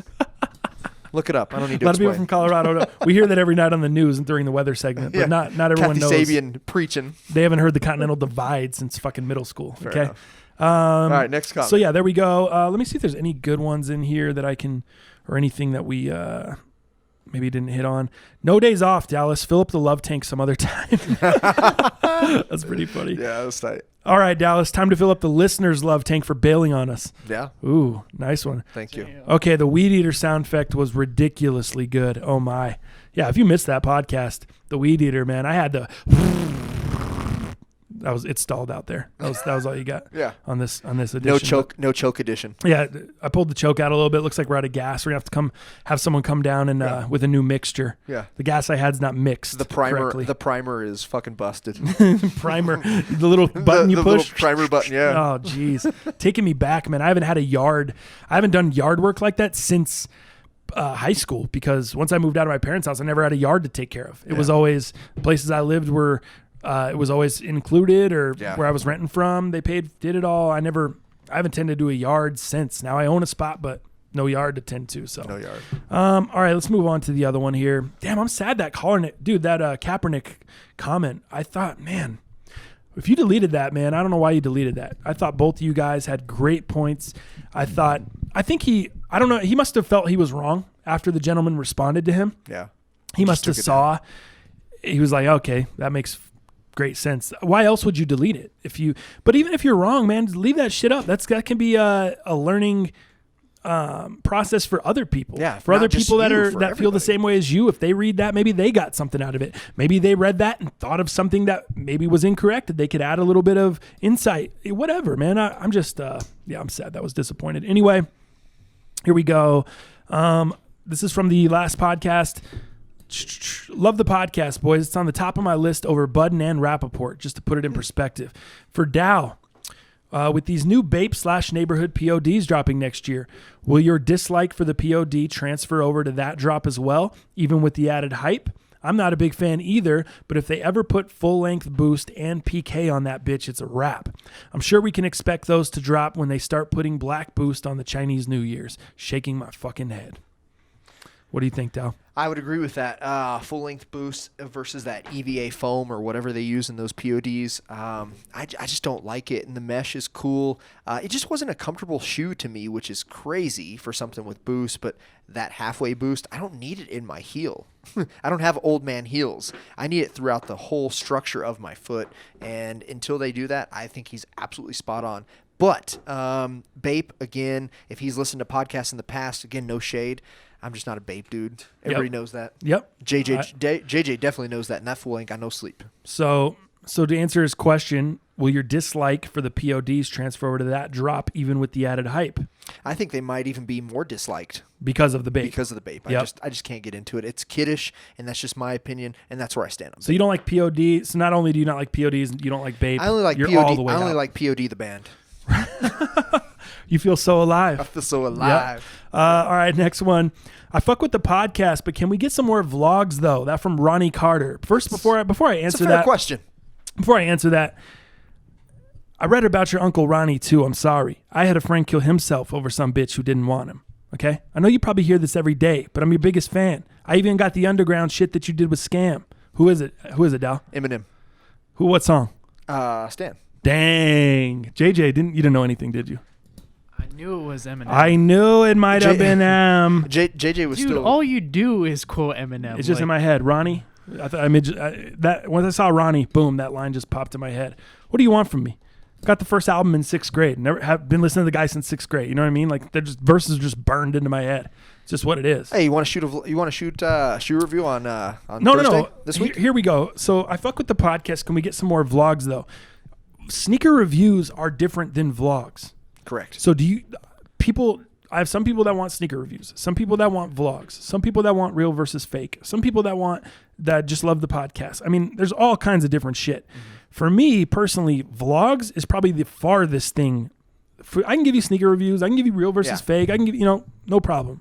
I can do that shit for you. But when it comes to vlogs, the podcast is almost like, what would I talk about on a vlog? I don't even honestly know what I would do because I tell you guys everything on it. You want me to film myself making some really shitty, too salty chili cheese fries and fucking my stomach up? Like, what do you know what I mean?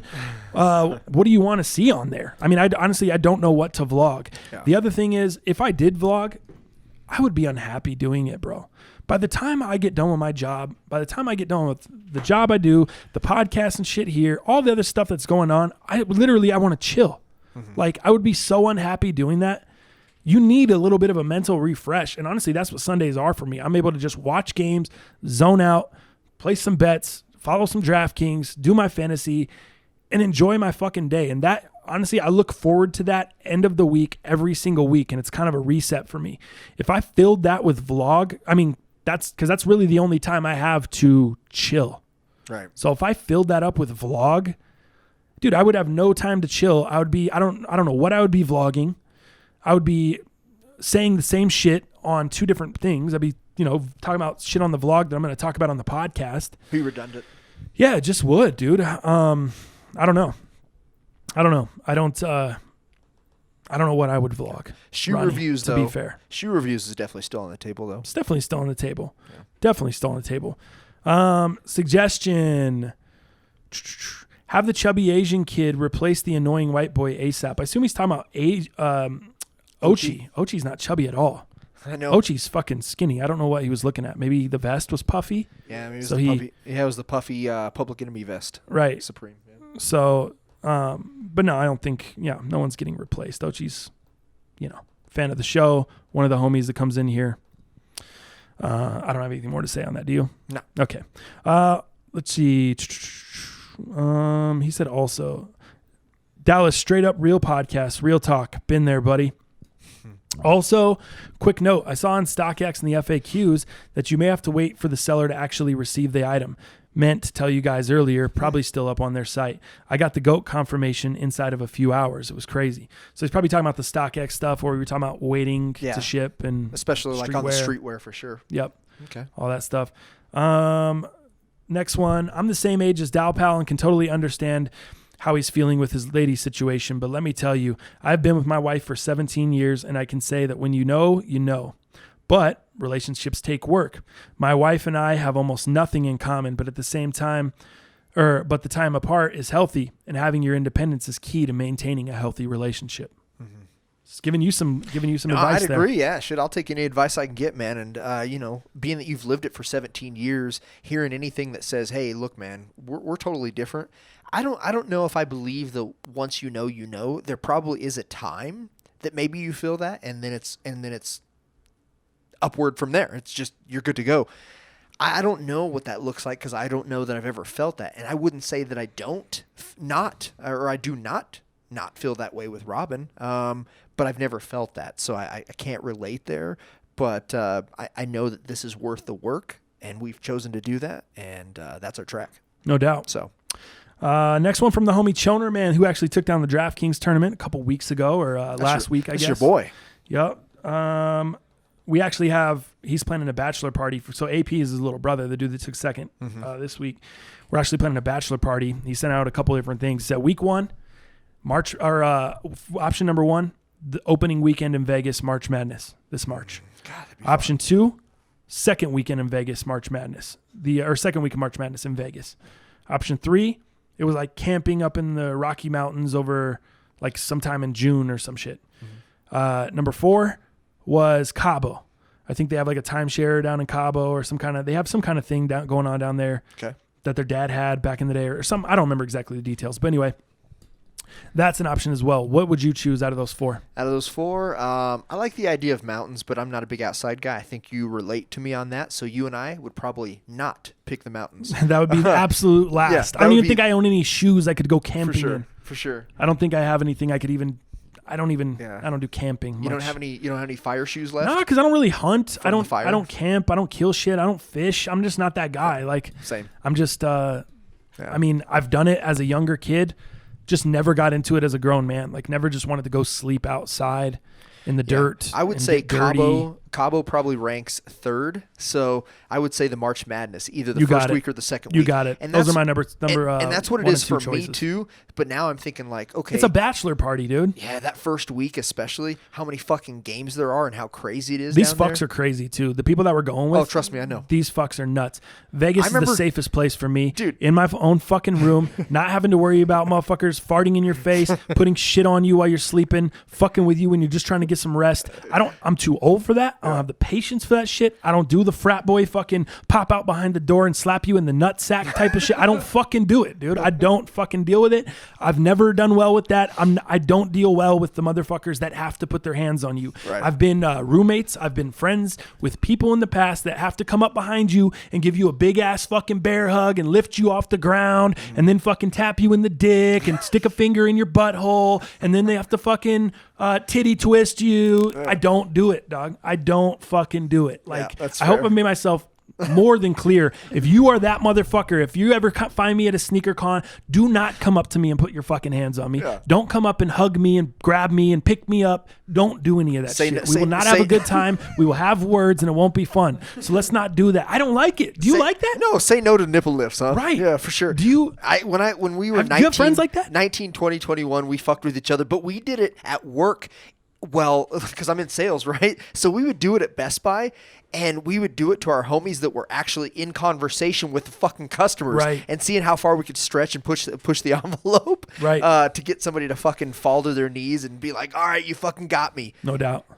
But after 21, 22, I don't think I ever really did that shit anymore. That's what But I'm there saying. was a time and place for it, but now I'm not that dude either. Right. I'm not just that too dude. old, bro. These Like, were the fools that are putting this thing on or Vegas, whatever. These are the fools that we got at a Top Golf one night. You know, we had some beers and whatnot, and they were just like, "Let's go to the fucking strip club." Oh, Like, yeah. these fools that Yep. you're talking about Yep. never want it to end. No, hell no. Well, dude, because they all got wives and kids and they're married and shit. So this is like their their- time to like get out. Like I'm living my best life every day. They're not. Totally. They're living, not all of them, but I mean maybe they're not. This is their getaway, dude. This is a Sure. getaway from the family life. Not to say they're not happy with their family life. They probably are just fine with it. Right. But this is their getaway type of Their thing. night out. And not all these cats, but some of these cats are those type of guys. Think your boy could get an invite? I don't know. I'll double check. Yeah. It's AP's party. Maybe I'll just randomly show up. Why not? Why wouldn't you just be in Vegas that I weekend? think that's the plan. I'm just fucking with you. You can't be in Vegas that weekend. We actually got the airport shut down. We're all the only ones flying out. We actually got VIP at the airport, half shut down for us. Yeah, so we're the only ones flying in. Yeah. and You ever had out bottle of service at the Vegas. airport? Nah, me neither. No, it should be a good time either way, though. It should be Nice. It should be a lot of fun. You hit it spot on. My choices were definitely 1 and 2. But yeah, Choner's putting that whole thing together. He commented, "What's the difference between a young and an old fart? They both stink." From the old fart comment last week. That's old man. That's old man tutelage. Nice. You get Yeah, it? that is some dad tutelage right there. Dang. The homie Black Prez coming through. Nah, bro. Lindo White went to South and transferred to Chatfield. I think I said he went to Mullen. I knew he went to some Denver, big time Denver high school, He but didn't go to Mullen. Chatfield. I missed that. But as I'm writing this, I just realized that Denver South has produced some pretty nice NFL talent. That's Lindell, Calais Campbell, and now Philip Lindsay. Yep. Look at Black Prez coming through with some Putting shit to us make on. the show better. Anytime you can come through with some facts or drop some knowledge that makes the show better, I appreciate you, man. For sure. Lindell White, Calais Campbell, and Philip Lindsay all went to Chatfield, or all went to Denver South. I mean, that's pretty dope, dude. Them are some names. No doubt, no doubt. Is Calais still playing out there with Arizona? The end? Yes. Yeah. Arizona, I believe. Next one, Johnny Boost. Holy smokes, man. This guy, he comments every 2 seconds on the podcast. Yeah, Everything JJ that's going loves- on, JJ loves the Johnny. Boost. loves Johnny Boost. I like the way you wear your feelings on your shoulder and not your heart on your sleeve. Laugh my ass off. Got him. It's a good one. That was my little blast to Dal Palantonio. Johnny Boost. This might be the best comment you fucking ever left on this show, Johnny Boost. And I know a lot of people have no idea, or they're not going to get it. I'm JJ excited. read it, I'm didn't excited get it. about this. Hen, row, Lin, Gardner. Yeah, I did see that He one. just said hen, row. Dude, if you don't know what I'm talking I about, knew exactly what that was when I read that comment. Absolutely. well, if you don't, here you go. The Cubs are bringing in their right fielder to pitch. Hen, row, hen, Gardner. The entire season is resting on Rowan Gardner's shoulders. Bottom 9. 2 out. 1 on. Full count. Rowan Gardner takes a long look at the runner at second. Strike 1! There you go, man. The Henry Rowan Gardner sound from Rookie of the Year, man. If you have not seen Rookie of the Year, I love that. I don't know if it's an all-time classic baseball movie because there are so many baseball movies, and what's considered a classic may depend on your taste. But Dude, I love Rookie of the Year. I love Rookie of the Year. I think it's better than Field of Dreams. I think it's better than... There's a bunch of baseball movies I put Rookie of the Year before, and I'll bet you a lot of people don't. Rookie of the Year was my shit. Henry Rowan Gardner is my shit. Daniel Stern, who's the gentleman that plays Marv in Home Alone. We talked about that. He plays this guy Brigma. He's like a pitching coach. Brigma, yeah. He's like a pitch. Oh, dude, it's just such a classic movie. It's about the kid that breaks his arm out at like school, out at recess. He breaks his arm. Yeah. And he's a young kid. He's probably in his early teens. Yeah. Somewhere between 10 and 13. I think he's 12. 12, okay. So He's a 12-year-old clumsy fucking... yeah, breaks his arm, kid. and now all of a sudden he can throw like 100 and some miles an hour, like fastball. He's He doesn't got- know control, He's got this but elastic arm. yeah, You know? and he can just throw super fucking quick. Yeah. It's based around the Wrigley Field and the Chicago Cubs. He gets signed to the organization. Chicago Cubs. Yep. Gotta check it out, dude. Henry Rowan Gardner, Rookie of the Year. Dude, and Gary Busey. Quality. who Oh, fucking- Busey. I forgot dude, about who Busey in fell that off thing. the deep end and got fucking really crazy. Yeah. This is before Crazy Busey, and he was actually the boyfriend of his mom. Yeah, he's actually like really level-headed in this movie. Yeah. Chet Stedman. Chet Stedman. That's who he plays. The Rocket. The Rocket, Chet Yes. Stedman. Yep. The Rocket. Oh, fuck. Good stuff. So good. Rookie of the Year. Johnny Boost coming Thanks, through Johnny with that. Boost. Yeah, classic. And then here, I'll get his next comment. I might as well while we're on the fucking thing Yeah, here. might as well cover all 12 of them. Stop playing franchise. You know that hat comment was a jab at you and your hairline. Dal Palantonio, I meant no disrespect. My comments to TTF, on the other hand, I guess he does mean disrespect is what he's trying to say there. That's fine. A little contradictory, Johnny Boost. Nah, I'm only fucking with you. The show is real talk. The show is straight fire, and you should definitely bring your uncle in for the show. So yeah, I guess it was. I didn't feel like that was a jab at my hairline. I felt like that was a jab at you. Yeah. Dallas, what's your it was excuse? like, oh, Why do you fucking franchise. wear a Obviously, hat? we know why he wears a hat. Then it's Dallas. What is your excuse? Yeah. How is that I didn't take that as a jab at me, but I don't really care. Maybe he just put the wrong Either. emphasis on the wrong syllables. Maybe. Yeah. So anyway, yeah, we talked about why Dallas wears a hat. He's growing his hair out. Yeah. That's what he told me. Yeah, man. He's This is like stage number 3, I would say, out of like 23. wow. Yeah. Growing it out. Living on a prayer. Oh yeah. Where are you going? Are you going like Wayne, like from Wayne's World kind of growth, like shoulder length? Or are you going longer? Are you going like Axl Rose? I don't know, man. We'll just see what happens. You going, welcome to the jungle. Yeah, maybe so, man. Yeah. I don't know what I'm going to do with it, man. I just, like we talked about it, barber, I change my hairstyle like fucking 8 times a year. But I just want to go long, see what we can do. This is a funny comment right here on multiple levels because I think the gentleman's a little confused, but it's tight. Okay. Another cracking podcast, you old farts. Good to see JJ has some backup with Johnny Boost, although they look like rock spiders lurking in the background chomping on a single mic. But I guess gay love is okay these days with the laughing face. The reason Fuck you. The reason this is funny is because he said good thing he has some good to see he has some backup with Johnny Boost. I think he was talking about Ochi being Johnny Boost because we mentioned Johnny Boost in the comments last time. So I think he was a little confused calling Ochi Johnny Boost because did JJ back up Johnny Boost in the comments last week? Maybe he did. Maybe I'm confused. No, Did he back? I don't remember that either. Dude, but I forget a lot of stuff. I don't know that he was talking about Ochi in the corner from that perspective. I don't know. I don't understand. Who is he that. talking about? Good to see JJ has some backup with Johnny Boost. Who is he talking about? How does JJ have backup with Johnny Boost if Johnny Boost has never said anything positive about JJ? Did he say something positive in the last comments that I missed? I don't really remember anything. But Interesting. I'd have to go back. I'm glad we're figuring this out on the show instead of before That's the show. usually what we do. Yeah, that's true. Yeah. So that was I thought that was interesting because I didn't understand. What did he say about us eating mics? No, those two. Oh. So he said those two look like rock spiders. 'Cause remember they were sharing the mic, Oh, going that's right. back and forth, pushing Gotcha. the mic. They look like rock spiders lurking in the background, chomping on a single mic. Gotcha. Interesting. That's pretty fire. Is it? I don't know. I don't think that's fire at all. Rock spiders lurking. I don't even know what rock I don't know spiders what are. rock spiders That's what are. I'm saying. I don't get the joke. So it's not fire to me, but I might be a dumbass. You know what I mean? Yeah. JJ, are you familiar? No. Rock spiders? All I have to say is just fuck you. It's all right, Yeah. dude. I guess gay love's okay these days. Yeah. Fuck you. That's what he said. Just because I'm busy with work and shit doesn't mean I just know what barking spiders are. Right, exactly. Barking spiders are farts. No Rock doubt. spiders, I don't Maybe know. that's what he meant. Maybe he had an autocorrect. I don't know. Gotcha. Third eye. Anyway, the third eye coming through as usual. The Shaun White 97 ones were so easy for me because I voted for him and they gave me exclusive access when they Correct. and they dropped on Air Max Day. Well, Believable. look at you, Nick, coming through here with a little light flex. Glad they were easy for you and nobody else, Nick. Nick, thanks for putting us on game. Thanks for putting us on. Nice flex. This episode was amazing, y'all. Just a suggestion. I think if the thumbnails weren't black and white and you guys used more colorful thumbnails, the videos would attract more viewers. Dal, what do you think of this? If the what now? Say it again. This episode was amazing. Just a suggestion. I think if the thumbnails weren't black and white and you guys used more colorful thumbnails, the videos would attract more viewers.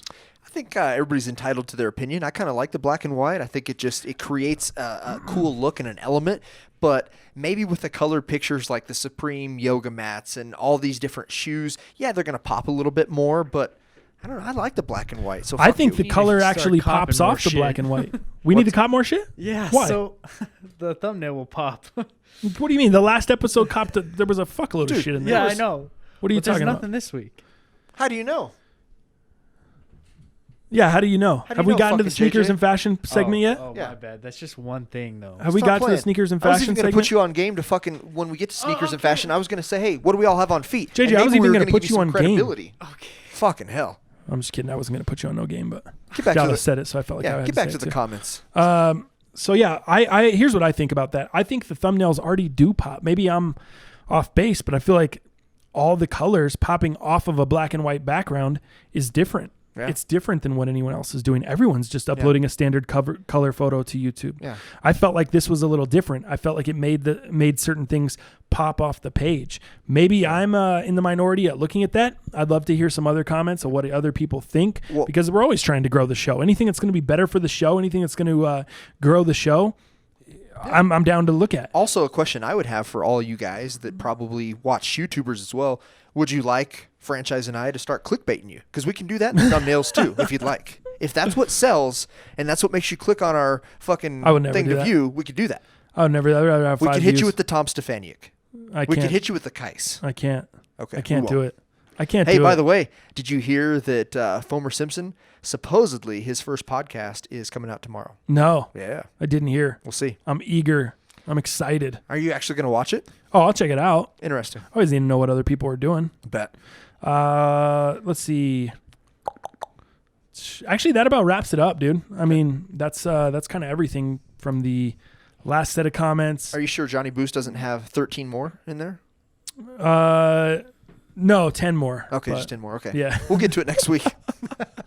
Okay, just 10 more. Okay. Let's move on to sneakers and fashion, man. What do we got going this week? What are you looking forward to? I guess we can look at what you copped before we jump into news and sneakers and fashion headlines and all that stuff. Yeah, we can do that. Cop-wise? First of all, what you got on feet? Oh, you already know. You already know what it is. Haven't taken them off since they came out. Yeah. Very excited. Yeah. If you follow me on socials, you saw I'm fucking excited. I don't give a fuck about your opinion. Yeah. I'm excited. Concords, man. Got the Concords this weekend. Picked them up Saturday. Won the raffle at Foot Locker. You won the raffle as well. Did Yeah. you bring your pair? I decided not to pick my pair up. What do you mean? You know what? Here's why. I love the Concords. I think it's a great shoe, dude. 1996. Damn, mine are dirty as fuck Right? already, dude. Look at my outsole. Michael Jordan wears these shoes, and he gets fined for the shoes because, number one, they weren't predominantly black. So he gets fined for the shoes. This was also during the season, or the series, where he actually wore the number 45, and then on game 2, comes back with a jersey change wearing number 23. Okay? I love this shoe, and I love what it means to the culture. But that was the only reason I was going to buy this shoe. I did not want it. They are not comfortable. I do not like patent leather. And I had to make a choice and say, am I just doing this for the culture? Because I respect the shit out of the culture. And I respect Michael Jordan. I respect podcast. I respect, but I knew franchise already was, right? So it's irrelevant. So I said, am I buying this for the culture? And is that important? Or am I buying it for me? Who's going to wear it? Who's going to appreciate it? Or who's going to fucking keep it in the box and the fucking leather's going to wear out by itself? They're just going to age. They're going to get yellow by themselves and not wear it. That's what I decided. I said, I'm not copping because I'm not going to do anything with them. So I left my pair at Foot Locker. Interesting. Crazy, That's huh? surprising to me. And I really looked forward to this shoe, but I only wanted to do it for the culture and the backing and the nostalgia. See, and It I wasn't enough. for me. I said it on IG. I've never had a pair of Concords at retail. Yeah. I've never even had a new pair. I've only had the lows. And I didn't do anything with those. Yeah. They fucking sat in the box. Did you sell them? Yeah. Just because they were I just sitting. got rid of them, and I didn't make money off of them, really. I just got rid of them for whatever I needed to get And rid of. now they're going for a little bit, right? Do you think they're still going to be going for a little bit after this release of the regular Concords? The normal one? It's hard telling. I think the mids are obviously what everybody wants. Nobody really likes lows. I love lows. See, a lot of people hate on 11 lows. You see me. I wear my Georgetown ones. Yeah. I wear my my cool grays. Yeah. I wear the Jeters. Yeah. Yeah, the average shoe guy or gal are bigger fans of the mids than the lows. But, I see it on both sides. But for me, that's why I didn't cop, man. Crazy. I left my pair to somebody who would actually probably not even wear it either. They're probably going to fucking try to sell it. Whatever. For me, dude, it was something I've been wanting this shoe for a long ass time. The shoe that I had was the 2000 pair. Mm-hmm. Obviously, people that follow me or the channel know I didn't start collecting shoes till 2003. Jordan 1, patent leather, Chicago was my first big time shoe I purchased. And, which it wasn't even that big time of a shoe or a release. No. It just wasn't, but it was hyped to me. I was excited to have it, and it's a shoe I really loved, especially the baby blue pair, which I beat into the ground. I would still love to have that pair back. But, dude, I copped a pair of 2000 Concords in 05. The guy had worn them a few times. They were a little yellowing on the outsole, as the older 11s did. Just whatever materials they used on the outsole, it always yellowed out. Even on the 5s, I gave JJ a pair of 5s that's from like 07, mad yellow on the cage and shit. Like just the way it was, whatever the materials they were using. So I had those and I wore them into the ground. I beat those shoes into the ground. They had rips up on the mesh there where the lacing system was. They had some rips. I just ran the shoe into the ground. Loved the shoe, wanted the shoe. Missed out on the DMP pack in 07. Just they were super, super limited. Mm-hmm. They had the gold Jumpman on the back. Do you remember those? It was Concords, but instead of the Jumpman being black, he was gold. Mm-hmm. That DMP pack, I missed out on those. Then the 2011 pair was stupid limited. I don't know if you remember that at that time, but they were insanely limited. You had to camp out. People were missing. They didn't have a lot of production behind it. And then resale was instantly like 500, dude. It was between 500 and 600 off the rip on those 2011 pairs, and I just missed out on those. Wasn't able to get them, wasn't willing to spend the 500. I probably didn't even have the 500 at the time. I was in a different spot than I am now. I was a younger kid. I just finished getting out of college and paying off shit, student loans type stuff, and just missed out on that pair, man. So I was geeked for this release. I was super pumped to have them. I didn't care how many pairs were made. That's not the reason I buy sneakers, based off of the amount of pairs that are made. And I caught a lot of flack from a lot of these young kids and a lot of these dumbasses that they just don't understand. A lot of the people that are talking shit to me are people that weren't even around when Jordan was in the league. You weren't even born yet. You never got to see him play. You never got to see him wear the shoe. You never got to see the shoe. Just means something different to you than it means to me. And your bitch ass is not going to be able to tell me what the shoe is supposed to mean to me. You're just not. You can fuck all the way off. Right. I don't care. You know what I mean? Like, if I like the shoe for a certain reason, that's why I like the shoe. I'm me. I'm allowed to live my life the way I want to live. Just let a motherfucker live. Yeah. Can I live? Can I just enjoy the shoe? Can I be happy that I got the shoe, GR or not? Mm-hmm. Can I just, you know what I mean? Like, why do we have to ruin other people's time? I know. Just let someone, like, if you don't want to have a good time with it and you don't enjoy it, move on to the next release. Sour grapes, dog. But why do you have to ruin other people's shit? Speaking of which, I just revealed my ticket from Finish Line. Oh no. I got the dang. I just got a text message from Chris Roberts. He showed me the dang. Yep, He didn't win either. I just got the dang from Finish Line. So you know what that means? The frozen yellows. It's time to reveal. The frozen yellows Finish Line were a no-go for me. So that means if you and Chris both lost, I've got to be winning. Possibly. You got to be. You got to be bad. Okay. You got to be bold. You got to be wiser. You got to be wiser. You got to be hard. You got to be tough. You got to be stronger. You got to be cool. You got to be calm. You got to be collected. You got to stick together. Is the words. Oh, it's never been. All I know is love will save the day. There you go. You got most of it. I cannot believe you said you got to be collected. I'm sorry. That's bad. Sorry. That is bad. That is bad stuff. It's probably because my mom made me listen to that shit all the fucking time. You gotta be collected. No, it doesn't go. You gotta be wiser. Yeah. What? Wait, I don't even remember the part. I don't even remember the part you fucked up. Now I was trying to sing. I'm just trying to see if you got these fucking semi-frozen. I'm making you wait in anticipation. Click here to see if you won. Peel to reveal. You ready? No. Damn it. Dang. all three L's. Chris took an L, Dallas took an L, I took an L on the Frozen Yell. Did you do Foot Locker too? 3 L's on the Frozen Yells. Okay. What? Did you do on the Foot Locker too? Foot Locker I did, but you don't get to see if you won those until the day before the shoe drops, which is Thursday. Yeah. That sucks. So they drop on Friday. I'll get a notification from Foot Locker. We still got to go check in, though, over there. We need to complete all 3. So I got the Concords on my feet, won them from the raffle. Same thing, Foot Locker. Did all 3 processes. We talked about it in the last podcast. Won the shoe. Easy money. Do you see these sitting at all, Concords? You see them sitting in other cities or sitting around? No. I see they're still going for about $300. Yeah, I don't really see them sitting too much, but there was a couple restocks already this morning, Monday morning. Yep. So I think you'd be able to get a pair if you're patient, but I think some people made a little bit of money. I think you probably could have made $50 to $80. Here's where you can make money. If you have go especially on this Concord release, go find your old sneakerheads. Find old sneakerheads that don't know shit about anything new, that don't know anything about resale, that don't know what the game is now, that have never heard of StockX. That's where you can go and take your Concords and flip them to these fools for $350 cash and make an easy $130. There you go. You know what I mean? $120 after taxes, whatever it is. That's where you're going to be able to make money. If you're trying to fucking buy a bunch of these to sell them online, you may make a little bit of money. Yeah. But not a ton. Nah. You know what I mean? Just depends on what it's worth for you.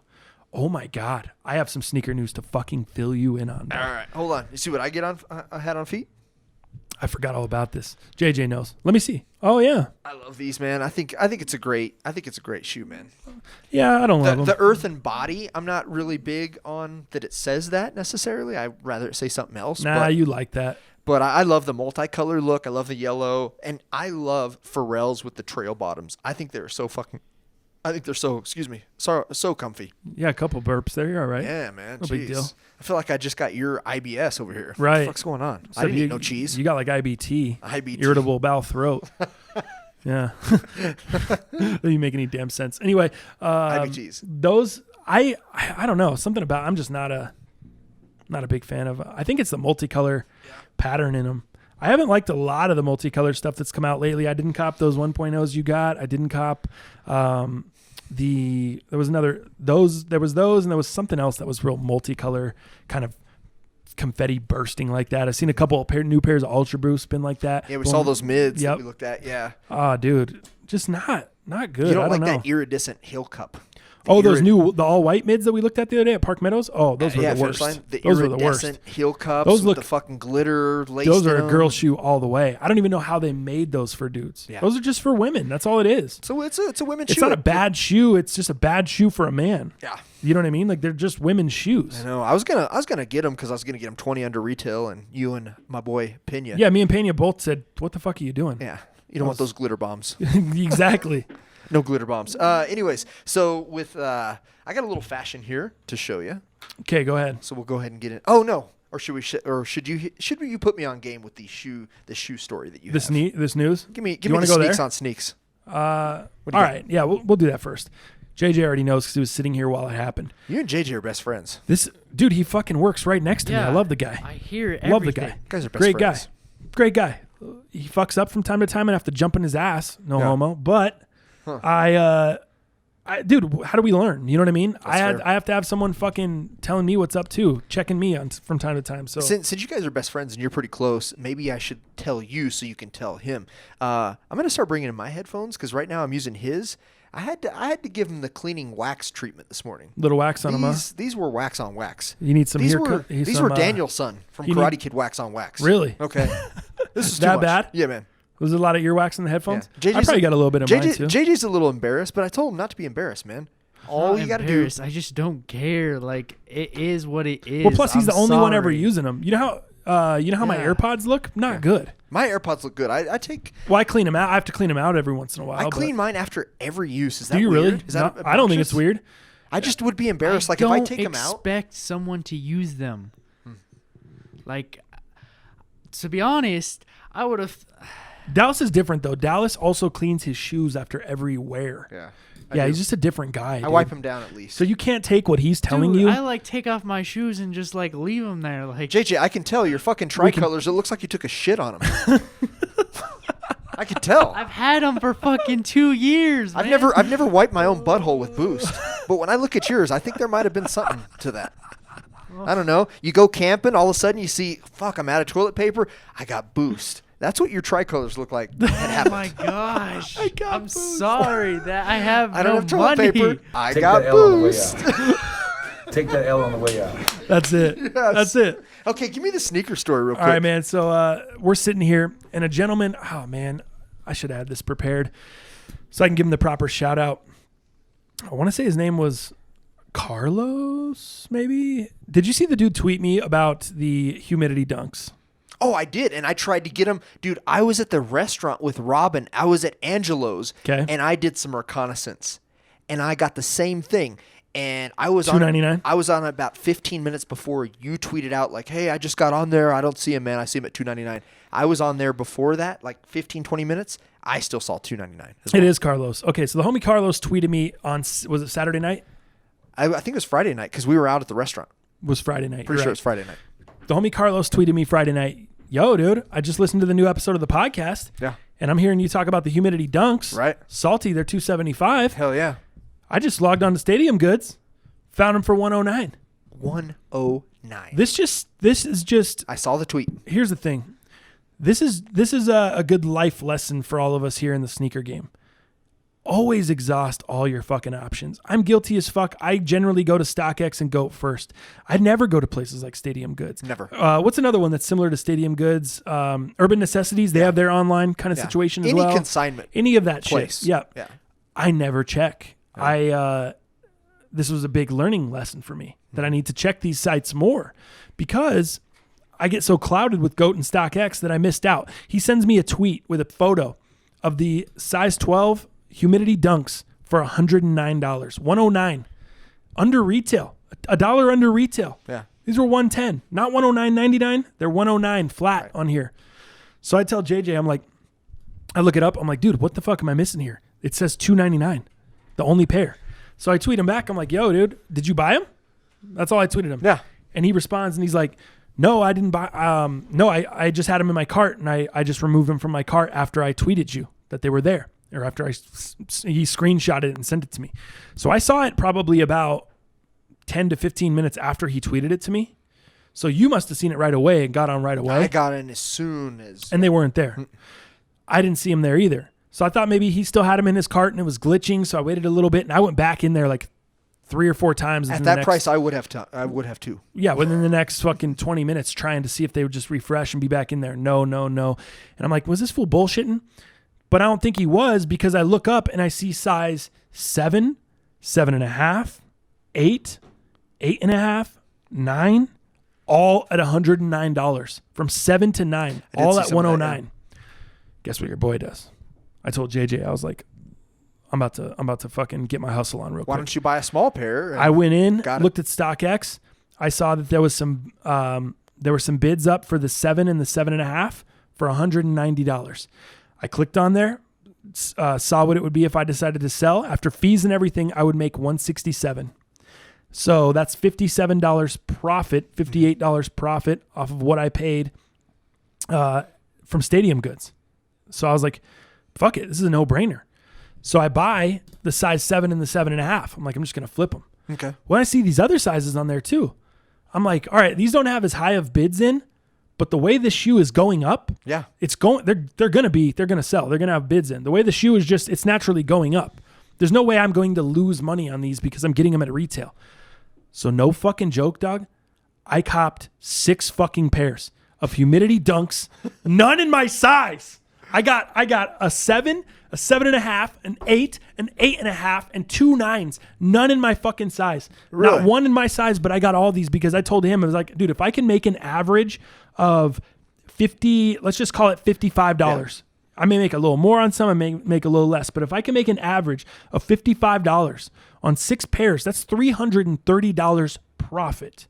That more than pays for my pair. You could buy the special box, man. I don't want the special box. I already talked about it. We It's a don't like waste that of special time. box. Waste of No, money. I'm kidding. Waste of fucking money. But I got my hustle on. And Chris is like, I don't know, man. Is this really worth all the work over here? He's sitting in here. He's like, I'm like, dude, it's really not any work. I'm going on them and buying them off Stadium Goods. Right when I get the shoe, I'm selling them on StockX and I'm shipping them back out. There's not really much work done there. All I know is I wanted to pay $150 for the humidity dunks. I saw that wasn't going to happen. I fell into this from the homie Carlos, who he was just trying to oop me my pair. He was trying to give me a hookup on my pair, but it didn't work out because he tweeted it to me. Someone must have sniped it. Right. Whether they saw the tweet and sniped it, or whether it was just coincidental and someone else was on there at that time looking for a 12 and they sniped it. The 12 was gone at 109. Moral of the story, I'm still going to be able to get my shoe, and I'm going to get the shoe for free now because of this. It's kind of a lick, man. It's a little bit of a hustle that I was put onto by the homie Carlos. So even though you didn't get me my pair, thank you, Carlos, for trying to look out for your boy. Because now I was able to cop 6 pairs of them shits at retail, well, $1 under retail, and I'm going to flip every one for over retail. Right. And though it's not big money, all that little money is going to add up to where I can buy my pair for free. What do you think of that? I like it, man. Pretty excited about it. I think it's pretty excited about it. It's a little bit of work because you're just on the website. You still got to do a little, just click buttons. I still got to stay up on the market, keep an eye out. When someone puts a bid in for 180, I got to jump on it. You know what I mean? I got to make sure, but everyone else is selling those shoes for upwards of $200. So when people put bids in for 180, 190, I don't give a fuck. I'll take that. Especially if I'm selling 6 pairs of these bitches. Like I said, if I can make an average of $55, that's $330. Look what they are now on Stadium Goods. I know. I bought out the whole fucking market. And they're doing a flash sale right now. I bought out the whole market. I know. So it only there's no 7s or 7.5s anymore. Nope. The lowest it goes is an 8, and it's $250. 8.5, $245. A 9 is $185. That's one that's a little bit lower, but I assume that'll probably be gone pretty quickly. Someone's going to go in there and buy that. Yeah. 9.5, $265, and it just goes up from there. They're all between $250 and $300. And pretty granted, much. this is Stadium Goods flash sale that you're seeing prices as well. So this is their discounted pricing. Right. So normally the 9 is $215, but they have it for $185 because they have a flash sale. So yeah, even the size 12 that's sitting here, it was $299. It's now $255. Still more than I want to pay. But actually, $255, I would probably pay that because that's cheaper than StockX, and I'm coming to the table with free money. Right. So I should honestly. When does that sale end? When does Stadium Goods sale end? Let's see here. I feel like if that ends sometime here pretty quickly, it might be in my benefit to just buy that pair, even though I haven't sold my pairs or even gotten the pairs that I bought. It actually ends. It's flash sale today, 15% off of everything. Ends at 6 p.m. Eastern time. So. Oh fuck! I got to jump on it today. Yeah.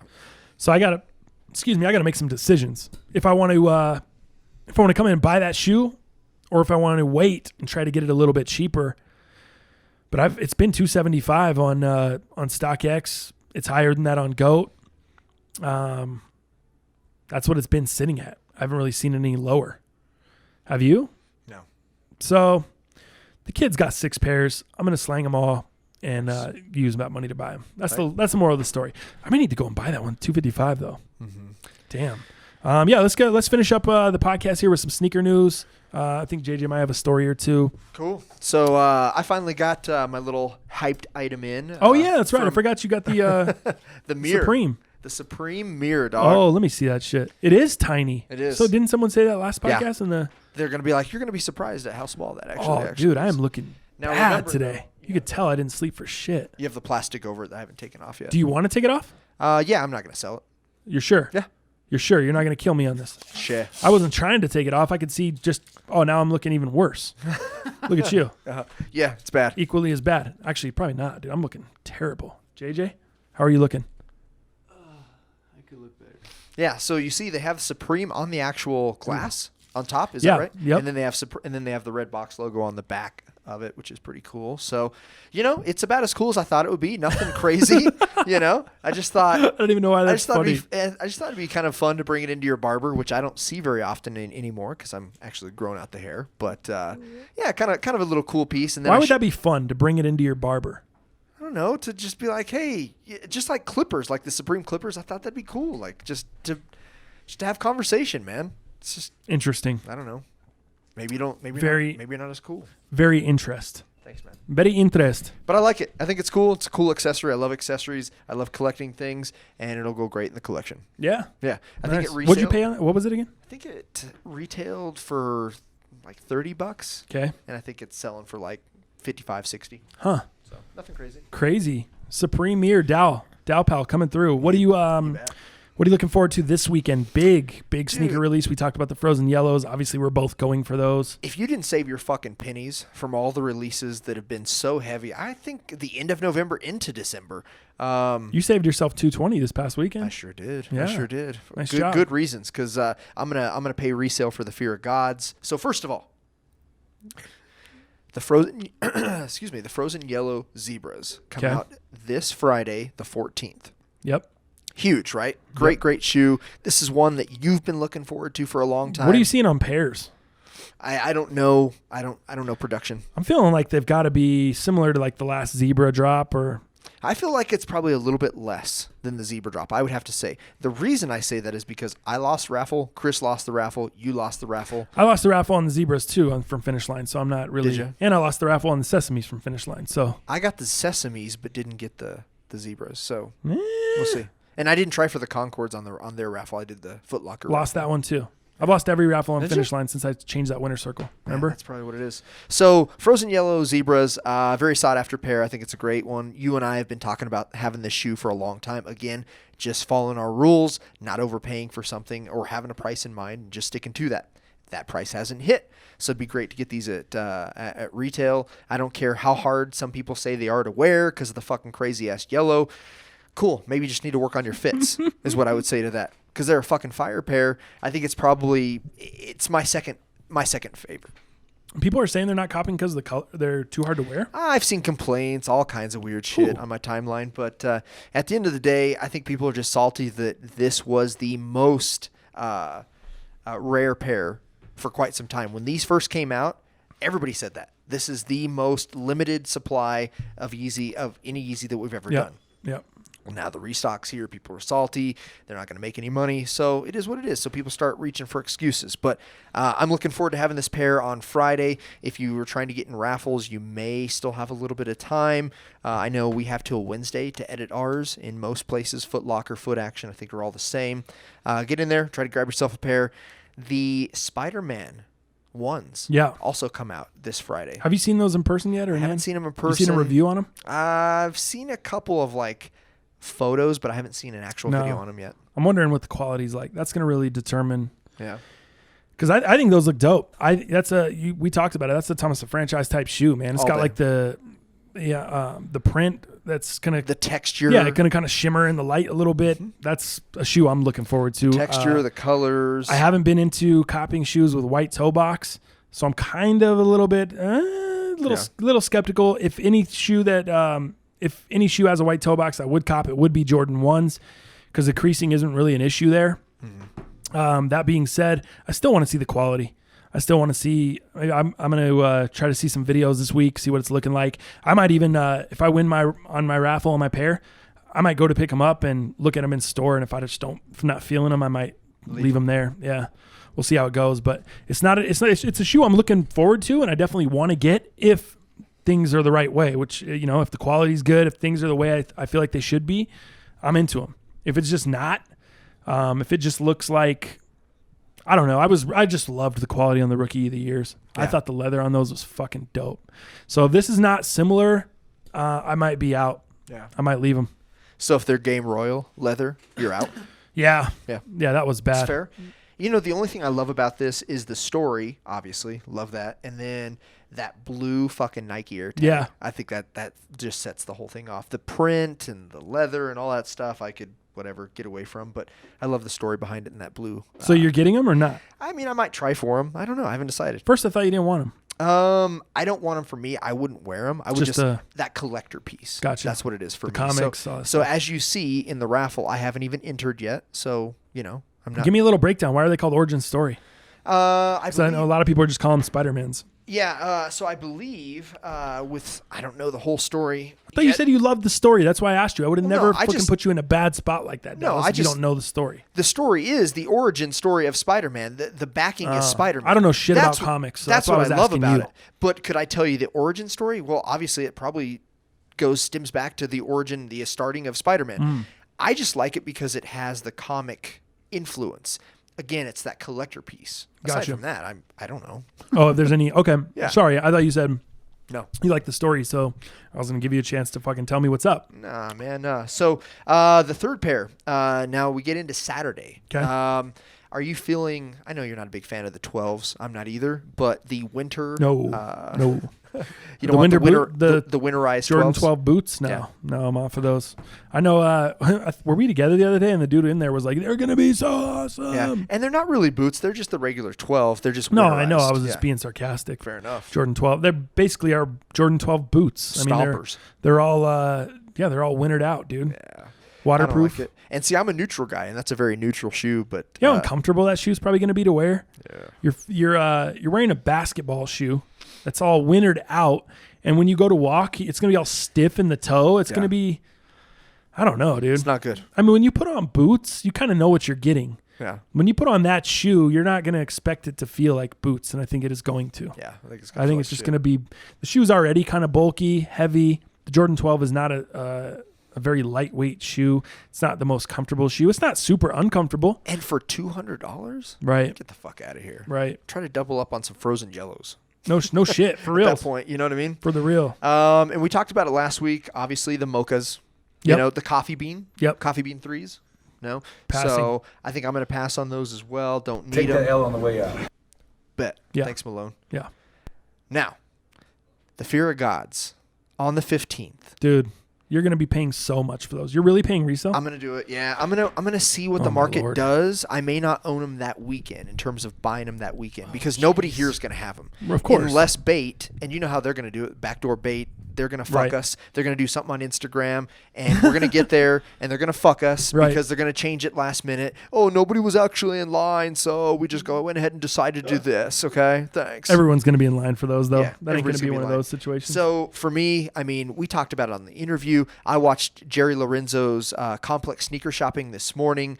he was on there, huh? I love this shoe, and the reason I love this shoe is the reason why Jerry Lorenzo said, "Hey Nike, if you want me to do this, let me bring the shape." I love the shape of this, and it reminds me of the Yeezy 750. And I think that was heavily influenced because Jerry got to work with Ye on those. I don't know if you knew that, but put you on a little game there. So there's influence on both sides, and I never got the 750. Why? Because I ain't going to pay those resale prices, and I don't need that shoe that bad, but I love the shape of that, and it's different than anything that I've ever seen. Same as this. I don't think it's better. I don't think it's awesome. I don't think it's going to be the best shoe of all time. I just love it because it's so different. And it is neutral in terms of colors. You know, you have the black and you have the bone colorway, but you also have that zoom technology in there. So I assume it's probably pretty comfy, at least aspects of it. But As far as the colorways, are they only dropping the black? Is the bone friends and family, or No. I've not seen it being sold. It's only No, black on Foot Locker. I think the black is probably going to be the more GR colorway, Okay. or the easier way, or the more because produced. it's Foot Locker and shit like that. Yeah. But the bone colorway, they may drop within a day of each other. But let's be real. I mean, I think I saw it's releasing at 2 Foot Lockers. Yeah, that's Chicago it. and New York. That's it. So That's it. Foot Locker's not the way to get these. The way to get these is to be backdoored and go Right. and camp out overnight, be in any raffles that you can get a little lucky, boutiques. I mean, that's the way to get these. Fuck Foot Locker. What do you think it's going to resell for? It's hard telling because the Foot Locker pairs, because you remember there's a couple different models Yeah. within these. Okay, so the base model is $300. So Mm-hmm. the non-performance side, just basically the more streetwear. And that's version the of it. one that's this drop. Yeah, they retail for $300, the basic ones. So I assume they'll probably fall between $600 and $650, and then the other ones that are more premium down the road, whenever those drop, fuck man, you're going to be hitting grand. So you're going to pay. What's the most you would pay for this shoe? For this shoe, I think I'd like to, if I could get a pair at $500 or $550, which I don't see happening this weekend. That's where I'd like to be. But I might go as much as $600. I think Oh. six is my threshold. So, and I think I might be able to get a pair for $6. Quite a few pairs of shoes you could buy for $6. That's a shoe you're going to spend $6 on, huh? That is. Like those not for resale joints. Fuck the not for resale joints. You know which? I'd rather buy the Union LAs, and those are starting to fall. The black versions. Yeah. I'm gonna buy those here in the next couple of weeks. Where are Trust they me. falling to, you think? Well, I should have some GOAT credit. I actually sold 4 pairs of shoes yesterday off nice. of GOAT, so I'll have some credit on there. But I think in my size, 10, I can maybe do a 9.5. They're right in that 540. What are you seeing as far as sizing on these? True to size? No, huh? They run a half size big.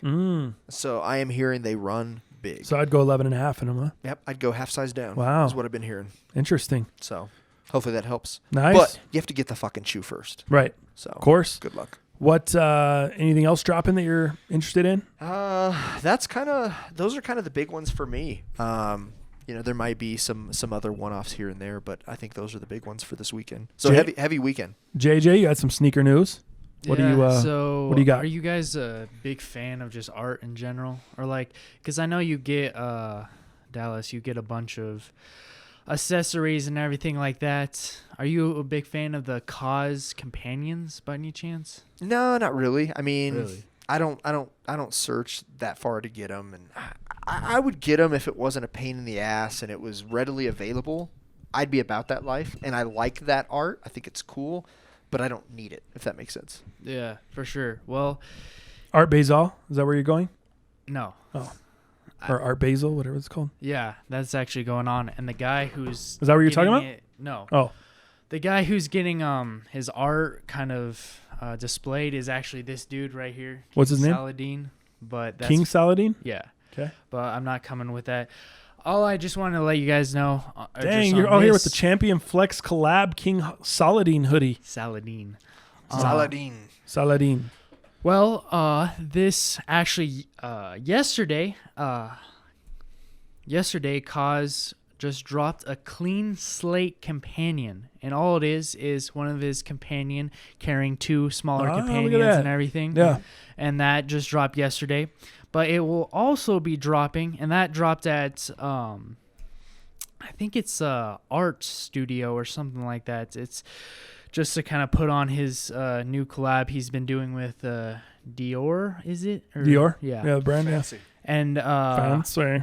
yeah, but this Wednesday, December 12th at 12 p.m. Eastern time, you'll be able to go to Cosum and cop it there. So, Awesome. Like awesome, but Cosum? Yeah, exactly. Awesome. exactly. That sounds like some hillbilly fucking like Dennis Anderson Gravedigger No, fucking. it's the Miz's entrance music. Oh, is He it? says, his entrance music says, awesome. Oh, I didn't Then the know that. music hits. Gotcha. But yeah, That's tight. for the wrestling fans, no big deal. So I got some Not you other things. I know you guys will never buy this shoe or even ever consider buying this shoe. Is it Bape? No, Thank God. Thank God, JJ. I'm pretty sure you know what this is, so don't fuck this up at first for me. Have you guys ever worn Crocs? No, I can't say I have. No. I'd never want to be seen. I hear in people say Crocs. they're incredibly comfortable. I hear people say you can eat them if Yeah. you get stranded. But then I'd have to fucking wear Crocs. But Yeah. yeah, That's the problem. I don't know anything about Sure. Crocs. Oh, and they are made locally. Do you know that?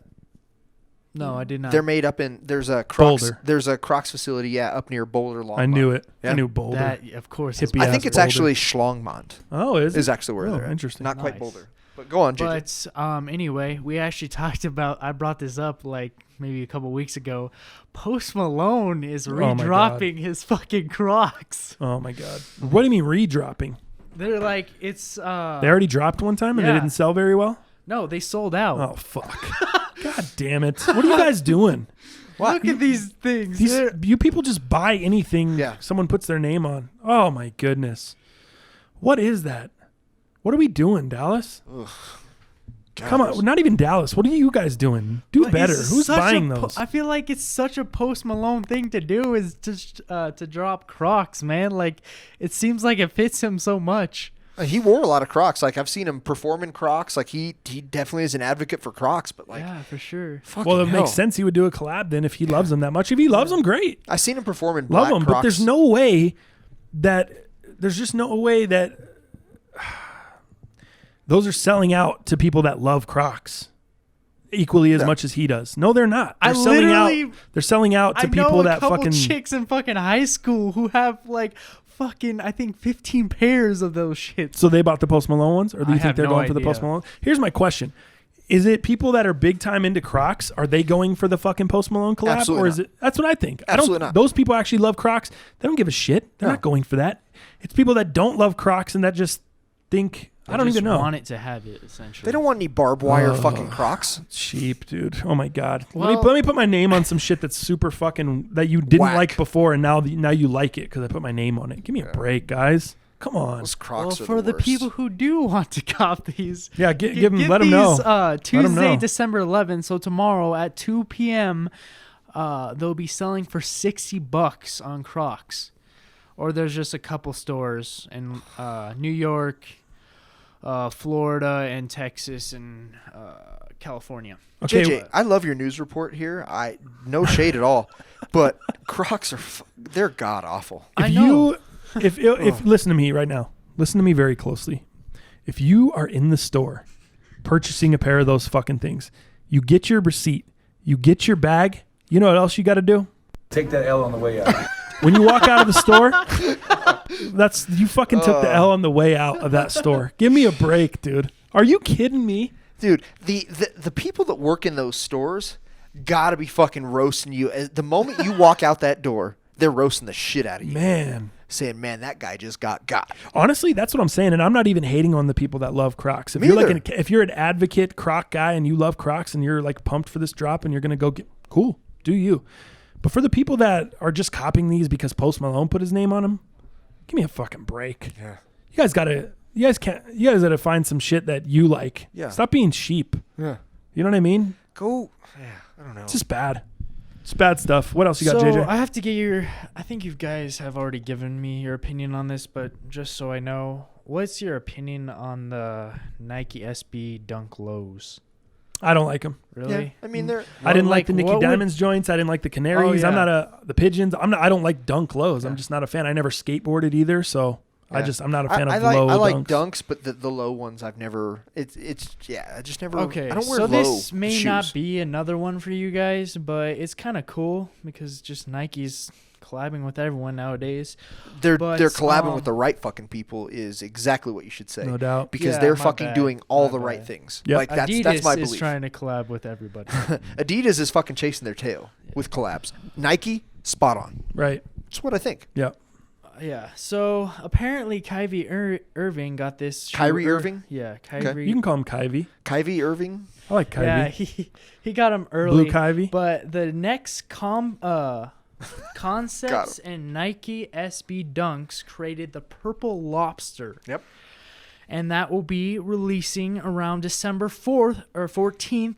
There isn't a price yet, but that's coming up soon. But here, I got a photo Yep. for y'all. I've heard this weekend. So obviously the 14th Mm-hmm. would be. I got them right here. The 14th would be Yeah. this Friday. So I have heard a release, and I think they gave Kyrie these early at when he went and shopped at Concepts, I believe. Yeah, and it's kind of cool. It has that kind of like velvet color fabric and everything, and it even has like rubber bands on the toe box, just like the lobster claws and everything. Wild. I don't know why if you would want to wear them with them on, but yeah, man. I'm not fucking with them. Yeah, they're pretty funky. The rubber bands on the toe box. Rubber band man. Yeah, I can't. I'm just not a low SB Dunk low guy. Yeah. It's just not for me. And then just two more things, just sneaker and like fashion related to some degree. Jordan is now hitting its 30th anniversary of the Air Jordan 4. And next year, they'll be sure to be paying a tribute to the iconic sneaker.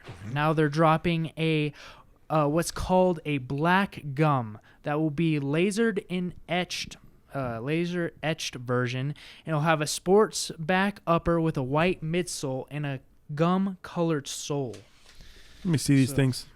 Sounds interesting. Also, it's like an all black 4, and you got Yeah. so it's almost like the laser 4s. You know the white laser 4s? Oh yeah, for Where they sure. got like Looks the laser same. print. It looks Yeah. like a black laser 4 with a gum outsole. Is that right? Yeah, for sure. Am I looking at that right? Yeah. Yeah. My bad. Doesn't look too My bad. brightness is down. No, it's it's cool. I think next year is going to be the year of the fours. I mean, there's going to be a ton of fours. I know they're rebringing the breads out. Yeah, there's some like the etching and everything like that. Yeah. Have you seen those Jordan 4 tattoos? Have you seen those, Dallas, on the release calendar? They're like they're called that's what those remind me of. They're called Jordan 4 and they're called Tattoo. Here, I'll show you. I saw it on the Kicks on Fire release calendar. I think it's supposed to be later this month or. Ooh, I don't know about those, man. Did you see them? Those look. December 29th. Yeah. Yeah, those look a little. Or like So that's kind of what those look like, except all black, right? Yeah, for sure. Those tattoos. Yeah, for sure. December 29th, I'm seeing on those. Do you guys like honestly think the 4 is possibly like the shoe that has some of the biggest collabs with? Because it has Travis Scott, it has Eminem, it had like those are the two that I'm like thinking of right now. I just know because like working at a sneaker shop and everything, people were fucking asking me day and night about when the fucking purple 4s were gonna come out for Travis Scott. Those ones that we The leaked kind of ones, saw yeah. pictures of. Then we end up getting those shitty Raptors 4s. That was tight. Exactly. Yeah, that was fun. Fucking those things were trash. I mean, you have the Cause. They had the the Cause Cause 4s. too. Yeah. So I mean, yeah, they definitely. I would say that's a big time. I think it's just one of the most popular silhouettes. I know. I mean, we look around here. Sal, that's his fucking favorite. Yeah. Isaac, sure. he wears 4s all the time. So there's a couple cats around here that strictly, they're not even really into like a ton of different Jordans. They strictly just rock 4s. I think Isaac wears a few more pairs, but Merck especially, man, he just wears 4s. I think 4s are really popular. I love 4s too. I'm a big 4 guy, but I'm also a 3 guy. So there's some people that don't like 3s and love 4s or vice versa. I think 4s are great. I'm excited for next year and all the releases of 4s. I'm excited to see what they come out with. Yeah, for sure. And my like last thing is this is about the Supreme drop and everything. There's not much dropped about it except the fact that they're releasing a Supreme and Santa Cruz bike. I saw that. I did see Yeah, that. big ass mountain bike. Yeah. That's gonna be nuts. What's retail to try on to that? cop. Do we know? Do we see There's what no retail? information on it. There's no like pricing yet. that's literally the only thing that Supreme community has right now. But I have a feeling it's a nice looking bike for what it is. Right. Plus it's a bike, so it's probably gonna be like fucking $500. No doubt. But like anything Supreme that's a big item like that is extremely high. So I wouldn't be surprised if this was $1,000. As we wrap this up and get out of here, anything more sneaker wise from either of you guys?